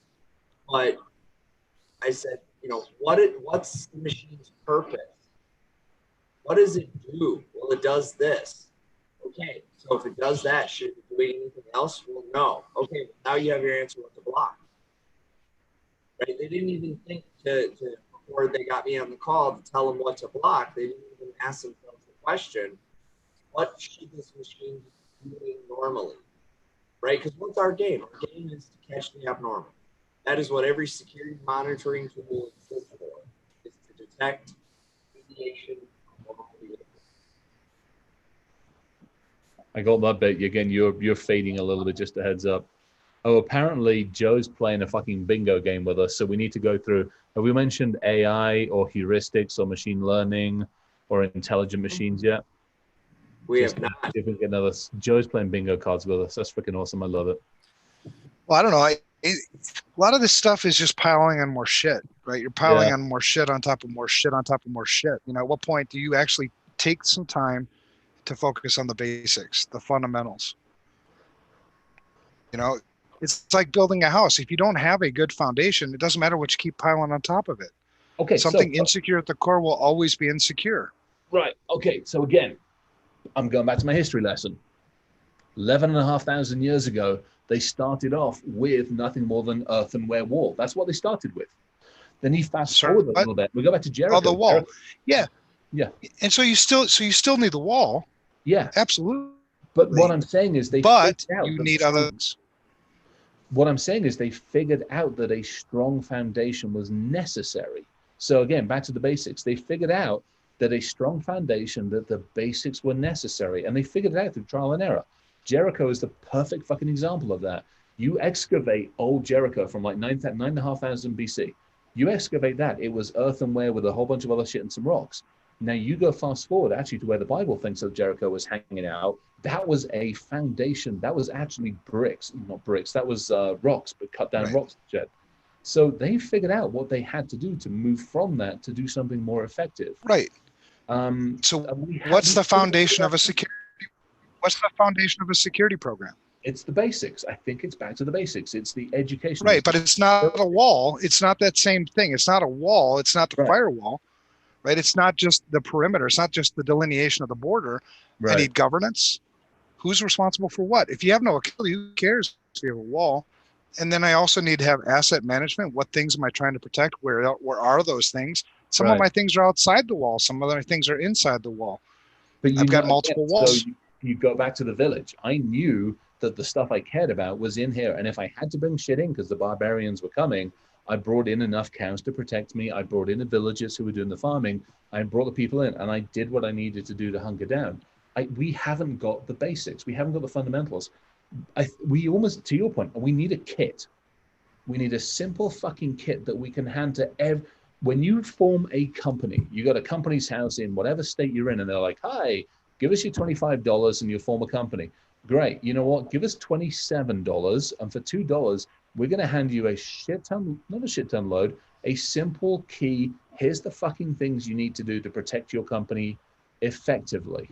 We need to get and honestly, man, that is what Security Studio was built for. I mean, this is exactly what it is. It's a basic, fundamental information security risk assessment, understanding that information security is about risk management, not risk elimination. It doesn't go deep into any one part of information security because you're not ready for that. Until you figured out the foundation and solidified your foundation, now go out and get your F-16s and go get your other shit and get, But buying an F-16 when you got no border, who shit? Yeah, but get the basics sorted out. Okay, so here's the other challenge I think we got to do. We need to keep the basics simple, because anything more than simple is going to be too much, too confusing. Again, Ryan, I'm going to look at the guy that you're using to rebuilding your transmission. You do anything more than simple basics with them, you'll be like, too much fucking hassle. Why do I need to bother? Keep it simple, stupid. I mean, we really do need that. And then maybe we have a couple of incremental steps, but at least that fucking simple, basic stuff that I think we've totally forgotten. Again, we've chased down the blinky shit, the purple blinky shit for this year. So as I was working on this document, right, I realized we don't really have rules, and rules are what gives structure. I came up with 5 rules. I threw them in the chat for you guys. I'm just reading them now. Yeah. So rule 1, safety and security are the same thing. Yes. Rule number 1. Rule number 2, someone must be accountable. Rule number 3, security is continuous. Rule 4, anyone can do this. Rule 5, make progress weekly. Holy shit. I like that. 5 rules. It. I like that. Why? Yeah. Yes. I don't know if it's good or not. It's something I came up with, but it was on my heart. Because I spent time trying to figure out how to solve this. No, it's hard to disagree. Again, to your point, go back to history. Let's go back to history. You have to have rules to have structure. We always have, and again, so okay, you take the biblical approach. There have been rules for a couple of thousand years. Before that, there were other rules. And really important ones. Yeah. But rules create structure. Without rules, you have chaos. We have no rules. We have a bunch of guidelines. We have guidelines. Okay, so devil's advocate for a second. Let me play devil's advocate for a second. Okay. PCI, HIPAA, COBOL, all those ones. Would you consider those rules, or would you consider those guide? Okay. No, that's compliancy. That's compliance, and compliance is a game called did I do enough to meet the mustard, and if not, how much does it cost? Right. Compliance. Could you argue against these rules? Could somebody say, well, okay, I'm only going to do enough to keep things going? Well, there needs to be more rules. I mean, these are, I think, a great. But why? Okay, so let's go back to. I mean, how many? I'm trying to be nice. I was going to use my normal word. How many Christians are there running around this planet? Give or take a few. I don't know, a billion or so. I don't know how many of you buggers are there. How many of you are running around? 6. How many? Yeah, 6. I was about to say there's 6. There's not 6 billion. 6 in total? No, just 6. I didn't say 6 billion. Just 6 of you. There's more than 6. Believe me, you're uppity. You're the uppity ones. Not these two. So no. All right, we operate way different than that. I'm not. No one's ever been bruised by my Bible. There's a bunch of you buggers. 2.4 billion. So what are we talking about? Here's what we're talking about. No. I don't want more rules. You got 2.4 billion people running with 10 rules. I would argue there's 0.4 billion people running with 10 rules, and the rest of them aren't doing what they're supposed to be doing. I will refuse to disagree with you because I'm 100% with you. And I don't want to be cynical. I don't want to be a pain in the ass. Christian brotherhood, this is a longer discussion. This is good though. But that's it. You got arguably there's 2.4 billion people who have ticked the box and said, I believe in that. I mean, there's a bunch because you've got a whole bunch of the other folks who are believing in a single entity as well. You got the Islamist folks who have got the 1.4 billion and 1.9 billion of those buggers. So arguably, there's like almost 4 point whatever billion running around with basically a single kind of set of rules. 10 of the buggers in your guys' case. 3 of us, by the way, the Jews, the Christians, and the Muslims all share. Yeah, that's a good point. But in biblical, so there were 10 rules. Yep. But us being human beings, we added a bunch. So if you read in the Bible, it ended up being like 600 some odd rules. And so those 10 rules are really 10 rules. Right, and it gets. And then the religious. Yeah. Then the religious dipshits got involved, which is the Pharisees and the Sadducees, and then things got even more twisted. So. All right. So fundamentally, you started off with 10 rules. And 8 of those 10 are about how to treat each other. Oh. Okay. So here's my thought. We don't need more than 5 rules. Why do we need more than 5 rules? To begin with. At least that's why 5 was the number. I like 5. No. Actually, can we do 7 or 8? Only 8 is a really good number. 8 in Mad's world is a fantastic number. I'm open. What would you add to the list? Bug it if I'd want the golden rule in there, to be perfectly honest, but that'll probably confuse everybody. I like that. Well, and yeah, I mean, you need rules depending on how you're going to play the game, right? So, I like to think of, like, I usually don't go the religious route or go to talking about Christianity when talking about rules. Yeah. But and that's because it's a longer, deeper discussion that is really, really fun, super fun to have. And I don't get offended whatever you call Christian, whatever. I've been called everything, so it's cool. It's nothing derogatory. Okay. So his. But I've always looked at information as a game. I can't play a game without rules. Right. So that's one of the reasons why, we got that all mixed up with policies, right? Who the hell likes policies? Nobody. Right. But policies were never meant to be read. Policies are the rules for the game. How are we going to have the security game here? And like when you go and get a board game at like Target, the first time you've gotten the board game, you open it up. How many people read the rules? Just one. None of us. And that person disseminates the rules to everybody else. Yep. Right. And we're going to play this game according to the rules. When we question the rules, we go to the person who read the rules. Hey, how are we supposed to do this? And then they tell you. And then if there's questions, if there's arguments, you rule book, I guess you're right. That's how policies, they're reference documents, right? But everything that requires a rule should have a rule, right? If I don't do mobile computing, well, then why the hell would I have a mobile computing policy? There's no rules for that. I don't give a shit about that. Here's the problem with policy. Policy, unfortunately, typically only gets referenced after something's gone wrong. So that's because you fucked it up. you didn't play your game right. And somebody's going at me, and I'm going to have to hand somebody some money, and I've got to decrypt all my computers.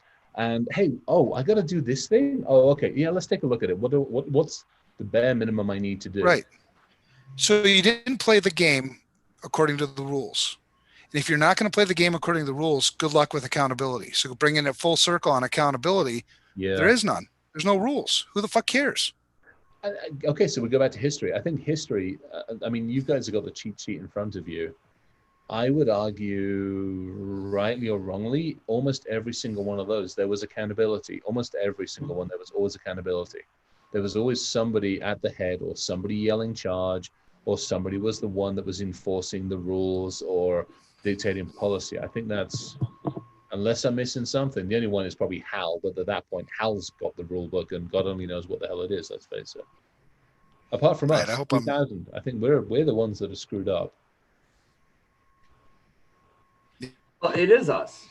I've talked about this many times. We've all talked about this many times. Actually, do you mind if I screen share? I'm actually going to quickly screen share it. Go for it. Thank you. I'm going to go to the bathroom. All right, you do that. The older I get, the smaller my bladder gets, or some shit. I don't know.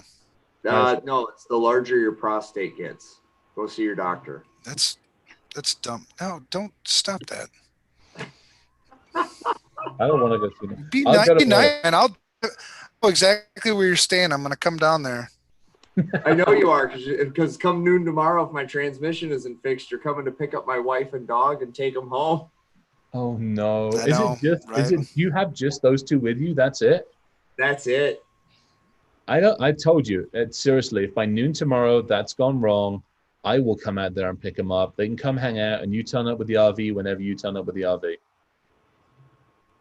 All right. Well, I'll float that past her. She's got her. You know that. I got no problem doing that. Zero problem at all. Because then at least that way she gets to come hang out in Colorado. Right. Jen's gone until Sunday night. So, well, even with the bloody space, anyway, there's plenty of space in the freaking house. Let's just put it that way.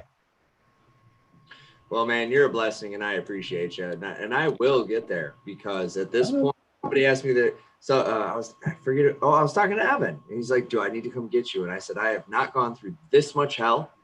Throw the towel in now. It's not who I am. I will see this through to its bitter end." Well, that's why I figured at least this way there's more incentive, because your significant other and your wolfmutt are going to be hanging out here. And we got plenty of wine, plenty of alcohol, and the wolfmutts will be happy hanging out together. Today it took all of my grace and patience to maintain a respectable, calm, because this is the kind of guy where if I bring any static his way at all, oh yeah, that ain't getting done. It ain't getting done. Yeah, it's not gonna work. Yeah. But I'm like, dude, like I'm going on day 5. Like, I don't know how much money you think I got versus how much money I got, but I'm burning. Yeah. Being at a hotel I didn't budget for. So but sweet guy, I know when he's done, I'm gonna have an ambulance grade transmission in my RV. And that thing's gonna be bomb and bulletproof, let's face it. My favorite part was he goes, "It's gonna shift really stiff. You won't get whiplash and it won't smoke the tires, but you're gonna notice it."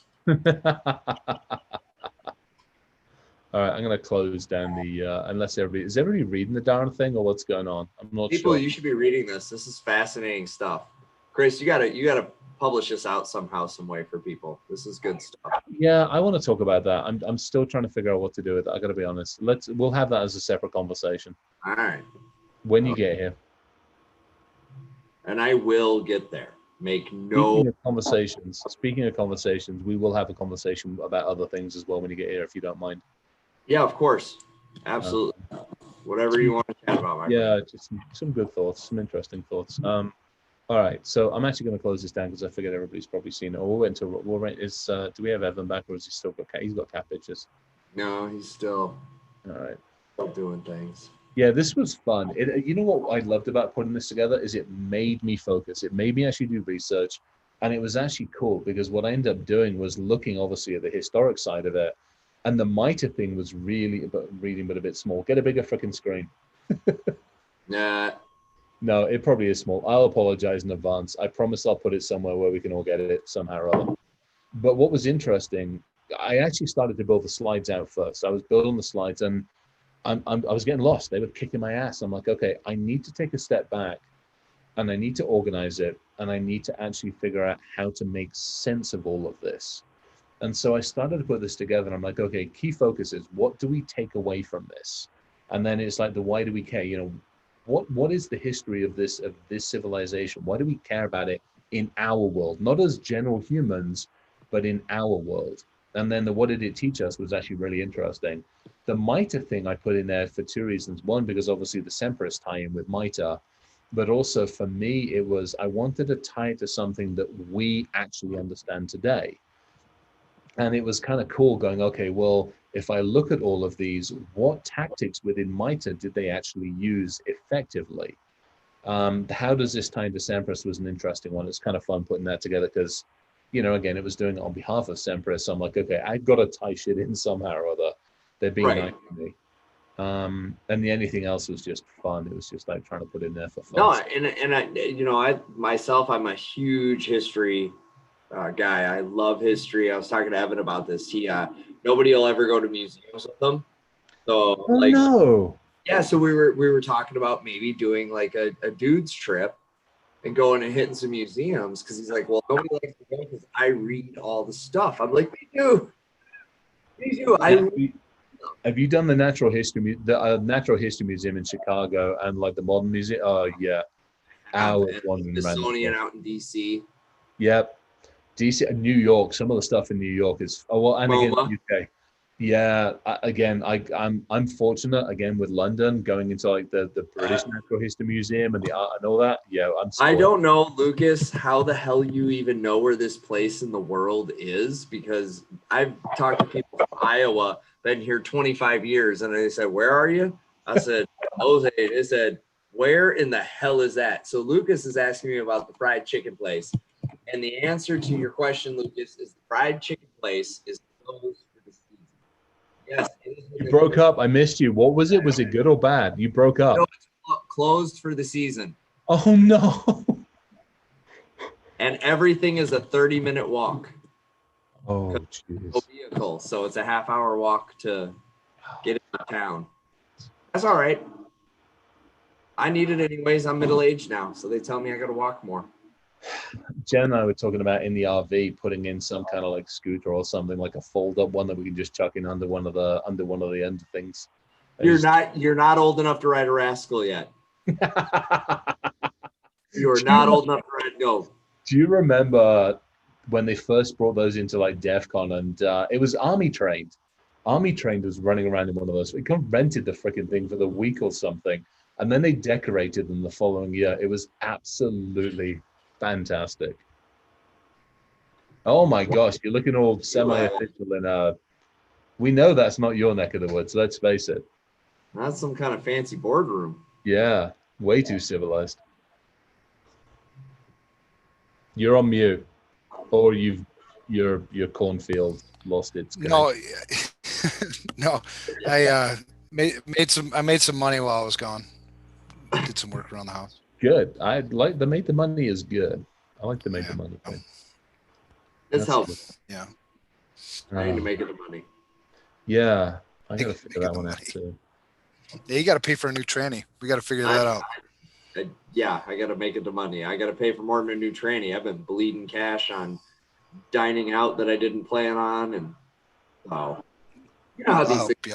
I'll help you, brother. I know you will. I'm not worried about it. I prayed on it. God said, "Don't worry, it's my money anyways." We got you covered. I'm pretty sure there's a bug bounty or 6 out there that I haven't hit yet that we could make some money on. That's right. Oh, don't think I didn't think about it, guys. Like we talked about that a couple shows ago. What keeps us on the good side? Oh yeah. I'm like, well, you know, I mean. Oh God, when can we order shirts? I'm working on it. I promise I'm working on it. I talked with I talked with her last week. I haven't done it this week. Shirts are the designs are coming together. It's actually kind of fun. We're having fun with them. You guys have you've seen the original. I'm excited. I want a shirt. Shoot. Yeah. Well, it's on the way. I promise. I wear shirts. Oh, you wear shirts. Yeah. You know we have to do socks, right? Because apparently I only if I can get toe socks. I don't wear normal socks. I think I've got like 4 pairs of normal socks. All of mine are toe socks because I wear the Vibrams. Oh yeah. Have you seen the latest ad in our industry involving socks? It's a sock. Oh no. So one of them says type 1 and the other says type 2. Oh, I gotta. I wore 2 separate socks last weekend. Actually, I forgot a sock last weekend when I was out with my wife, and so she made me go back and get socks on. So instead, what I did is I put a sandal on the shoe that I didn't have a sock. So then she knows better than to tell me what to. She knows better than to tell me what to do. So I walked around with 1 sandal and 1 shoe. Oh, that's awesome. She deserved it. Hey, did I show you this? Check it out. Okay, hold on. Find it. I registered myself as a support dog. That's okay. So I have to ask the question because I saw it on we were putting on wherever it was on one messaging system. Is that legit? I mean, serious. I mean, yeah. Evan is a service dog now. Yes. I mean, it's a legit site. That's legit site. It's a legit registration, and yes, mine can take public area. Oh my God! How the fuck did they get? I mean, because I can answer this. There's actually no law. So the ADA's law does not require registration. However, registration is quite helpful for the ignorant hotel worker who wants to fight you about whether or not your dog can stay. So by having a registration, there's actually a cottage market industry where people make revenue by issuing said cards. I'm assuming Evan got his for free and didn't get scammed like I did and paid money. No shit. Well, I did the 7-day. I did the 7-day free trial. Oh, okay. I actually paid money to get, and they were gonna like make us harnesses and tags and all this shit.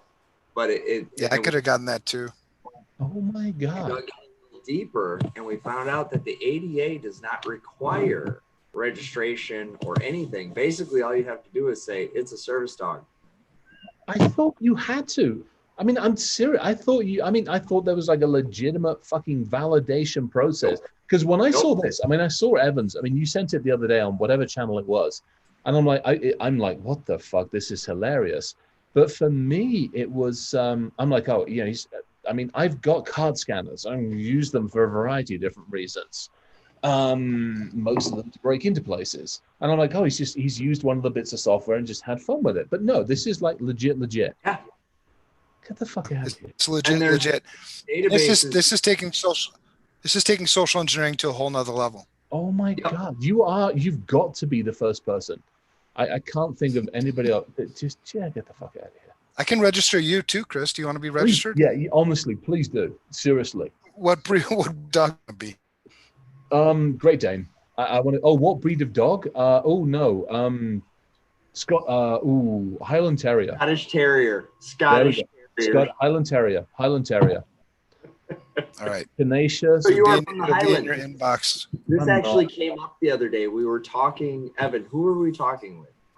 He was, we just had, me, you, and Steve just talked to him earlier this week. I cannot remember his name to save my life.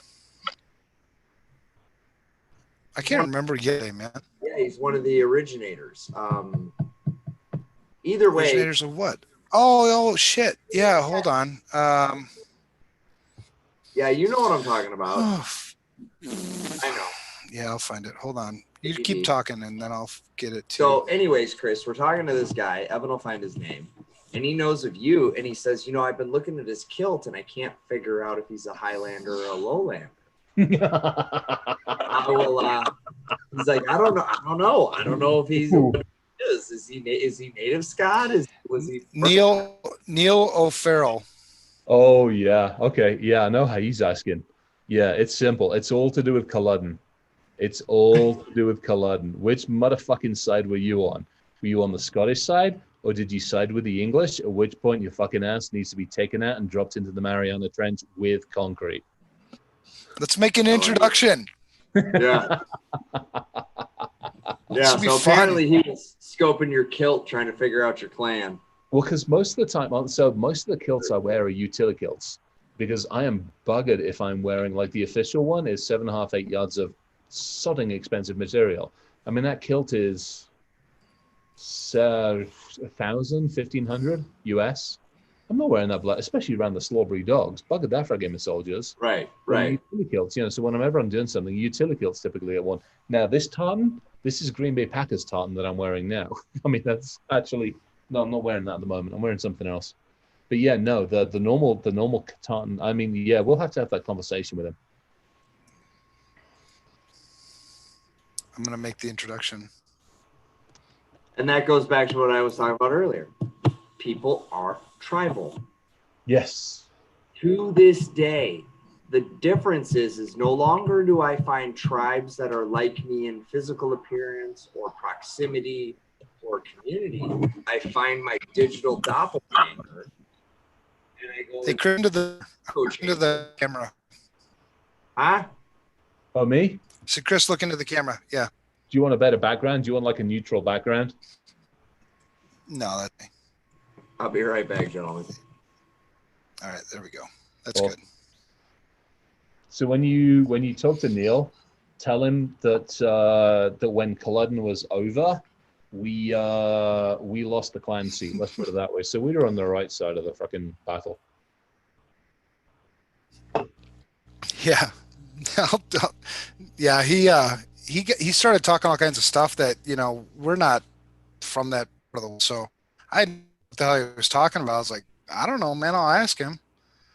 Sounds like a bunch of infighting and shit. Oh, there's a lot of it. Yeah, I mean, because there's two. There's Robertson's and Fraser and a couple of others floating around out there, which is weird because the Roberts name comes out of bloody Wales. Yeah, go figure. And there's like Maltese in the family and English. I mean, it's mostly English these days, honestly, but it is what it is. Yeah, we don't have such a great history here in the U.S. I don't even know what the hell my background is. I should go do that sometime. I figure we're all Heinz 57s. At this point, there's very few people who could probably describe them. I mean, because okay, so if we all, let's face it, we got two options. We can either go back to Genghis Khan, and I think if I remember rightly, like 1 in 40 is potentially a descendant of a Genghis Khan kind of neck of the woods because of his pennant for propagation, procreation. There you go. Or you go back even further, and let's face it, that's an adorable way to describe it. Yeah, I mean, it's being civilized about it. Or you go back a couple of 100,000 years, and you figure we all came from the same freaking neck of the woods in the first place anyway, which is out of Africa, the cradle of life. So it's like, okay, take your pick. At the end of the day, we're all freaking mutts. Did you see Bill Nye's explanation on melatonin? And if you have not seen this, you need to find it. Bill Nye, the science guy, explained melatonin. Oh, it was fabulous. He's like, because he was going after the divisiveness. Like, this is a recent video that he just made. Oh, I'm interested on that one. What's he going after on that one? Well, he's going after the fact that melatonin is the only reason that we have skin tone difference and that we're all the same humans. The science behind why the melatonin and how the radiation must be in balance with, and it's fascinating. You should look at it. It's really good. What do you talk? I don't know that makes any damn sense to me. That would be interesting. Oh, we've got Olga's coming from the Netherlands. It's science, I promise. No, I'm always intrigued by that stuff because, I mean, at the end of the day, if you go back to where we've got this, we got Jericho, we have the settlers. You go back, and I mean, so one of the slides I had in there, I actually talk about, we start talking all the way back at the beginnings and the various different options on the beginnings. I mean, like, look, at the end of the day, 300,000 years or so ago, we're between 200,000 and 300,000 years ago, there's a huge argument to say that we all just kind of hung out from the Africa state and wandered out from there. So love you all, but let's face it, we're all kind of coming from, I think originally They were saying originally we come from like one of 12 different tribes or something like that. I think you go back even further and they're like, it's 12 tribes, get your shit together. That's really, everybody around you is the same. Just fucking suck it up. All right, rules. What are we going to do? I'm still trying to, what are we going to do? Keep preaching, give up. You know, I think that was a big thing that, you know, I keep finding people that are like, well, what's the use? You know, I mean, they're just not going to ever get it. And, yeah, you know, I waver. This is where I'm like, I want the machines to take over. I got to be honest. I waver between the, I want to help. I really want to, this is why I did this. Because I'm like, I have to figure it out. I've got to figure out why we keep doing these cycles. I've got to figure out in my own head what we're doing. But I also want to figure out if we can use history to try and help the future. But there is that one part of me every now and again that just wants to say, fuck it, and just let the machines take over. Because, you know, I just do. I love it. You even registered me in Colorado. You are absolutely fucking amazing. Oh my God. Fantastic. So hang on. It's so, I mean, that's, oh my God. So I can make my own card out of that, or they will send you a card. How does it work? Well, the service I went through, I'm actually getting a card sent to the house, like a physical hard card. Yeah. But I also paid money. So, oh my God, you can buy physical card. Yeah. Oh, that's hilarious and scary. And it's officially registered. Yes. I'm literally, I am astounded. Each website, so there's like a handful of registration groups, and actually they've done quite well. What's your girth? There we go. Keep going down. We were talking about that a few weeks ago. I need your girth. Yeah. Big. Oh no way. Yeah. Ow. Hang on. Whoa. What was that $100 for? That's scary money. How much is the card? Because I got you an engraved. I'm going to get you an engraved tag. Oh. I'm going to get you a physical card, and you know what? I'm going to get you a vest. I'm going to. No, I don't want a vest. I won't fit a vest. My chest is like 50+ inches. I don't fit a vest. I throw. Remember, I used to throw telegraph poles for fun, so I'm still. All right. Big girth. Yeah, I'm big girth. That isn't even going to work. It won't fit. 38 to 54 won't fit. We don't need a vest. Believe me, we don't need a vest. Ooh, USA flag. Yes. Don't do that. Don't you dare do that to me. I will eat it. I will eat it on a shit show. It'll be here covered in. It's $100 now. Son of a bitch. It's a lot of money. Yeah, wow. No. I didn't pay that much shit. How? You didn't. Did you get a vest? I did not get a vest. Oh my God, Rachel's perfect. Oh, she's freaking awesome. She just said, "Does this mean certain airlines can no longer deny you?" Well, so interesting. We can change to the card. Oh, we just let's see. Ooh, that's a big word. Factitious disorders. We're going to turn you into a search and seizure rescue dog. There we go. No. I like PTSD. That actually does bring up a few too many things. So I would actually say no on that one to be pop. Let's not do PTSD. I got to be honest. I'm really sensitive on that one. Companion, you'd be our friend. I'll be a companion. There you go. I've actually had that I'm good with. Oh my gosh, that's amazing. I'm just going to do the emotional support dog now for now. Yeah, I'm fine with companion dog. I think I like that one. That makes me get the PTSD. Yeah, we'll have that conversation one day. All right, Chris, you are now registered emotional support dog. Welcome to the family. Well, thank you. I feel very happy. Oh my gosh, dogs eat the vest and flags too. Yeah. This is the shit that weird people like us do all the time. Gosh, that's awesome. I love it. I might actually register Milo and Milo especially. Probably Daisy less so. She's like a go for your throat dog. Yeah. It benefited us quite well to be in a better hotel. No, I see now you could take me to a hotel too. Uh-huh. Right? I'm allowed in there. And me too. I am interested as to whether I could now get on like a United or a Delta or an Alaska, or it's a long list. I'd be really interested now if I turn up to try and get those. Well, cite their policy that says, emotional support dogs are permitted with proper registration. Yeah, I got proper registration. Here you go. Yep. They're going to need to put another row in the database for this one. Right? Chris, 5-minute warning. Oh, yeah, shit. Oh, no, I'm good. No, midnight my time. Midnight my time. Oh, okay. All right. Yeah, hang on. Let me just double check. Another hour to talk. I mean, come on. Yeah, let me just double check. Yeah, midnight my time. So we're in good shape. Thank you. So seeing the history thing, I think a couple of things. I keep advising people like, Ryan, you and I have been talking about this a lot too. Slow the fuck. Stop saying shit all the time. Do you really need it? Do you really need so I think it's your area of influence, start with your family, start with friends, and teach them the fundamentals. Take the time out of your day to work with them to explain that security is more than just a firewall. Security is more than just the wall, right? There's also behaviors around the wall, behaviors behind the wall, behaviors side of the wall, the things you click on. I mean, you can use our free tool. I mean, you can use the S2Me and take them through that. Your area of influence as you get maybe into management, now your area of influence probably widens. So take that same message, right? Be consistent in your message. If you end up doing talks and things, then your area of influence, expands even more. But I think just consistent, spread the message.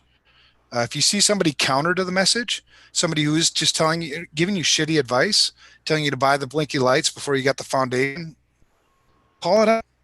Yeah. I mean, there's a way to call it out without being a dick. You can call it out and just say, hey, I don't know. Ask the question, why? I love that question. When I hear a vendor trying to sell something to, a client that I've worked with, why do you want that? What's it going to do for you? Right. Is that the thing you should be spending money on, or should you be spending money on maybe access control, maybe identity management? I mean, that's why I like the studio stuff. That's honestly for me why I like the studio, because again, from a scenario standpoint, here's where I am. If I do this, how does it move the needle? How is it going to actually benefit? What am I going to have to do? What do I need to do? To me, that's huge. Yeah.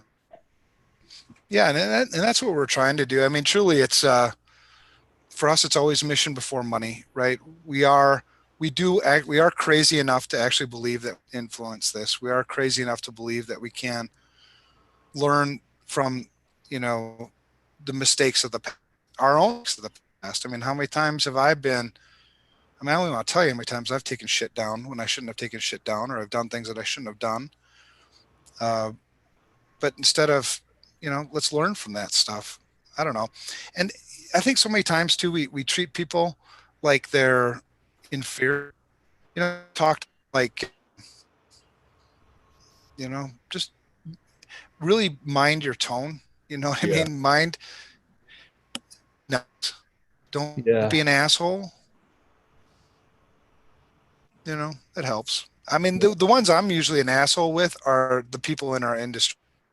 If there's a bunch of security people that I'm talking to in the audience, I might be more of a dick to them than I would be, what I call the normal people. I know I am. And I hold no bones with that one. I mean, there's some companies out there that I'll go for the throat in certain cases. I did it the other day. I mean, and I know when I do it, I know I'm standing on firm ground. I think that's maybe the other way of looking at it. I do it because I know why, I know the logic, I know the reason, I know the argument, I know I'm justified in it. It's not just for the hell of beating up on somebody. It's like, hey, there's logic behind this reason for going after you. That's one of the things I really like about you and others who can defend their position. I don't know if you've noticed this, but anytime, you challenge somebody on their position, if they can't defend well, they do one of two things. They either change the subject or they attack your character. Yes. Yeah. and fuck you on both points. Yeah. Defend your position. If you can't defend your position, then maybe it's a shitty position. Totally. Somebody hit me up that rewind. Somebody hit. So Ron Craig put the post out today on LinkedIn about the death from, that was directly attributed, and I made a couple of comments on it, and then because I've been talking about this for a long time at conferences, I put a screenshot and it had like 2 slides in it. It was the one it was the healthcare slide, like, look, here's some freaking statistics just from the last few years. And then my next slide was like, look, if we get it wrong now, we kill people. End of discussion. And so I put that out there, and then somebody challenged me. They're like, hey, do you have the stats to back that up? And I'm like, absolutely. I'm happy to share that. I got no issues on that one because I know exactly where I pulled that stuff from deliberately, as opposed to like, why are you asking or any of that? And you're right. It's really interesting to see how people react. Really interesting sometimes. Right. I'll purposely sort of poke the bear sometimes when we do use stats. It's like, let's talk about that. Let's see if you can defend because a lot of times too, we'll use stats and then we'll get to bit in my own narrative, right? I want to sell you something. And that's okay. Yeah. We're terrible at that in our industry. And I think we're terrible at it, I think, for 2 reasons. One, because I don't actually think we really know what the true picture is. And I think that's always a problem. So, we had this brief conversation the other last week or whatever, as we were talking about it, how many cases of ransomware versus percentage of ransomware and all this other stats, because we don't have a true number. We don't know out of 100 companies how many have been hit.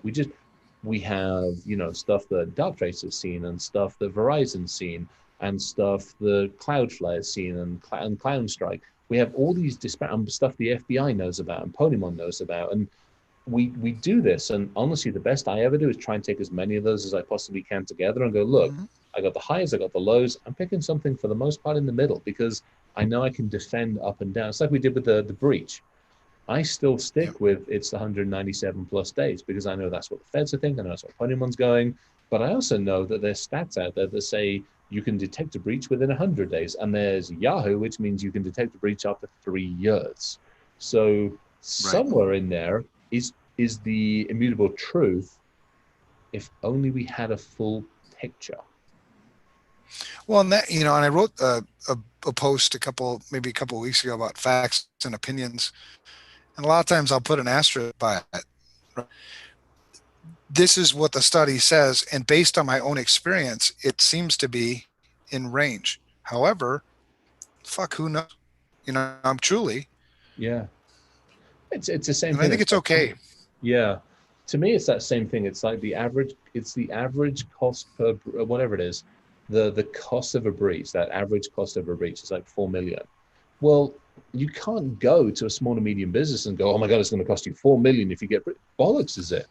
They've got 4 records, for fuck's sakes, and they lose 2 computers. And conversely, Anthem, perfectly honest, it didn't cost them 4 freaking million. You add a couple of extra zeros and some other shit on that one. So it's like something you just can't use this. It's like, look, there is going to be an impact. We know that one. There's going to be a material impact. You're going to end up with a couple of sleepless nights. It's going to be shit for a while. And unfortunately, you're going to have people like us running around the place trying to get your shit figured out. That's about as much as I can tell you. Everything else out there, we're going to be playing it by ear. Let's be honest. Right. Yeah. And people appreciate that, right? Yeah. People appreciate the transparency. Going back to we told them a while back that 7-character passwords were going to be okay. And, it's the additional transparency. This is as much art as it is science, right? Yeah.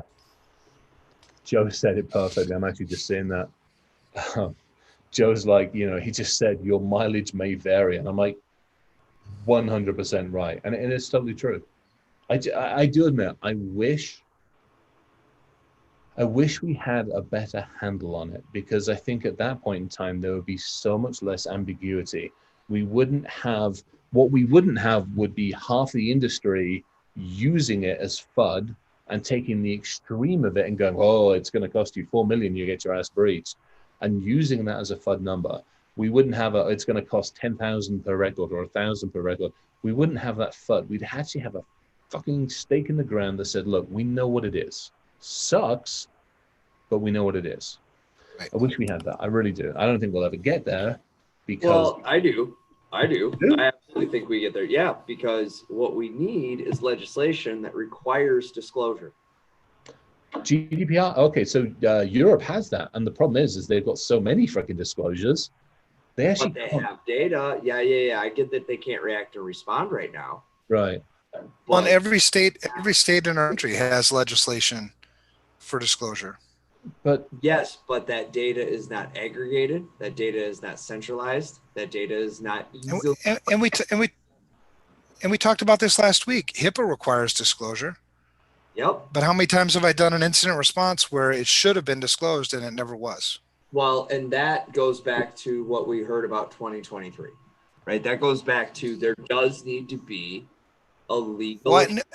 Somebody's ass burns for this hospital thing. Not because I think that person was actually guilty per se. I think it was higher than them, but there needs to be some public square burnings to get people to go, oh shit, I took on this responsibility. There's consequences for my actions or inactions. But who burns? You're breaking up again. Just a heads up. Come closer or something. Who burns? That's my question. Just better? How about now? Oh, you were talking to him. Fucking Iowa. Talking to him? You're talking to me? Yes. No. Do I have any bats in the cave? No, you're in pretty good shape. You have less hairs than I do, for crying out loud. Most of my hairs try and creep out and join the mustache. You get hairs in your ears when you get to be our age, man. I have not actually. Hang on. I don't think I've. No, I don't have hairs in the ears yet. I do not have hairs in the ears yet. How am I older than both of you? I have more gray hair than the two of you, and I can enough freaking hair to sell it for or to donate it to cancer kids for wigs. Because you're in fucking wherever the hell you are, Iowa. Is that what it is? Broken tranny. Yeah. Well, there's something. I told my buddy I was going to jump on the tranny guy. He goes, "Don't do that." No. Hold this cat ransom. I told you this morning, earlier today. Plural. There's. Yeah. If you ever want to see these cats alive, yeah, I'll have my tranny done by. Cat slippers. Just send him pictures of 101 uses of a dead cat. You need to leave. Yeah. You need to leave. You need to. There's got to be a printer in the hotel somewhere. Are there emotional support cats? I want to do that too. You can do anything. You can actually apparently because I've seen people with fucking all sorts of weird stuff as well. Well, the crazy lady with the peacock, the emotional support peacock that went on the. Got it. Emotional support cat. I'm going to register as that too. Oh, that's funny. Yeah, no, take pictures of his cats and just basically leave copies of 101 uses for a dead cat around this place. He seems like a nice. Yeah, I mean, they are nice. It's a different pace. It's just a different set of priorities and a different pace. And what I want is quality, and I know I'm going to get it because I swear that he whispered to each bolt individually. Yep. How are you feeling today? Yep. And do you have a career path picked out? Yep. If not, sit down and talk about this. Yep. I mean, there was sweet nothings whisper. I watched him grease a gear, and it literally took the better part of 45 to 50 seconds. Yeah, he cares. Here. He cares. Oh, yeah. Dude, I can be an emotional support pig. Oh, God. I've never been. This is awesome. Or a monkey. Do I want to be a monkey? Chris, are you doing the Photoshop to put the snout on him, or is that on me? I'll do it. I can do it myself. I don't need your help for that. I can totally put a snout on myself. Oh my God, you're right. Registration is fast and free. What the hell? It's the thing. Additional animals are. How many freaking animals can you register? Limitless. It's not a real thing, so you can do as much as you want because it's not actually required. I'm gonna be feeding big. I'm gonna listing in our database. Oh wow, there's a database. There is. Why the hell don't we set up a company for this? Should. We could have an entire InfoSec company, emotional support, like cybersecurity person. I mean, we could all be emotional support people for the companies that we work with. Oh, I like where your head's going. Oh, I like this. We need to set this up for like us, for like, yeah. This needs to be something. Oh, okay. Shit show certified emotional support companion. Somebody get on with that one. Oh dear, we have just cracked open Pandora's box. Now you will have your own emotional support and occasional therapy if you're going to take on everybody else's shit. I mean that there. There's got to be some. Oh God, I don't have time to do research on this tonight. I've actually got to get some stuff done for Gabrielle. Otherwise, I'm going to get yelled at again.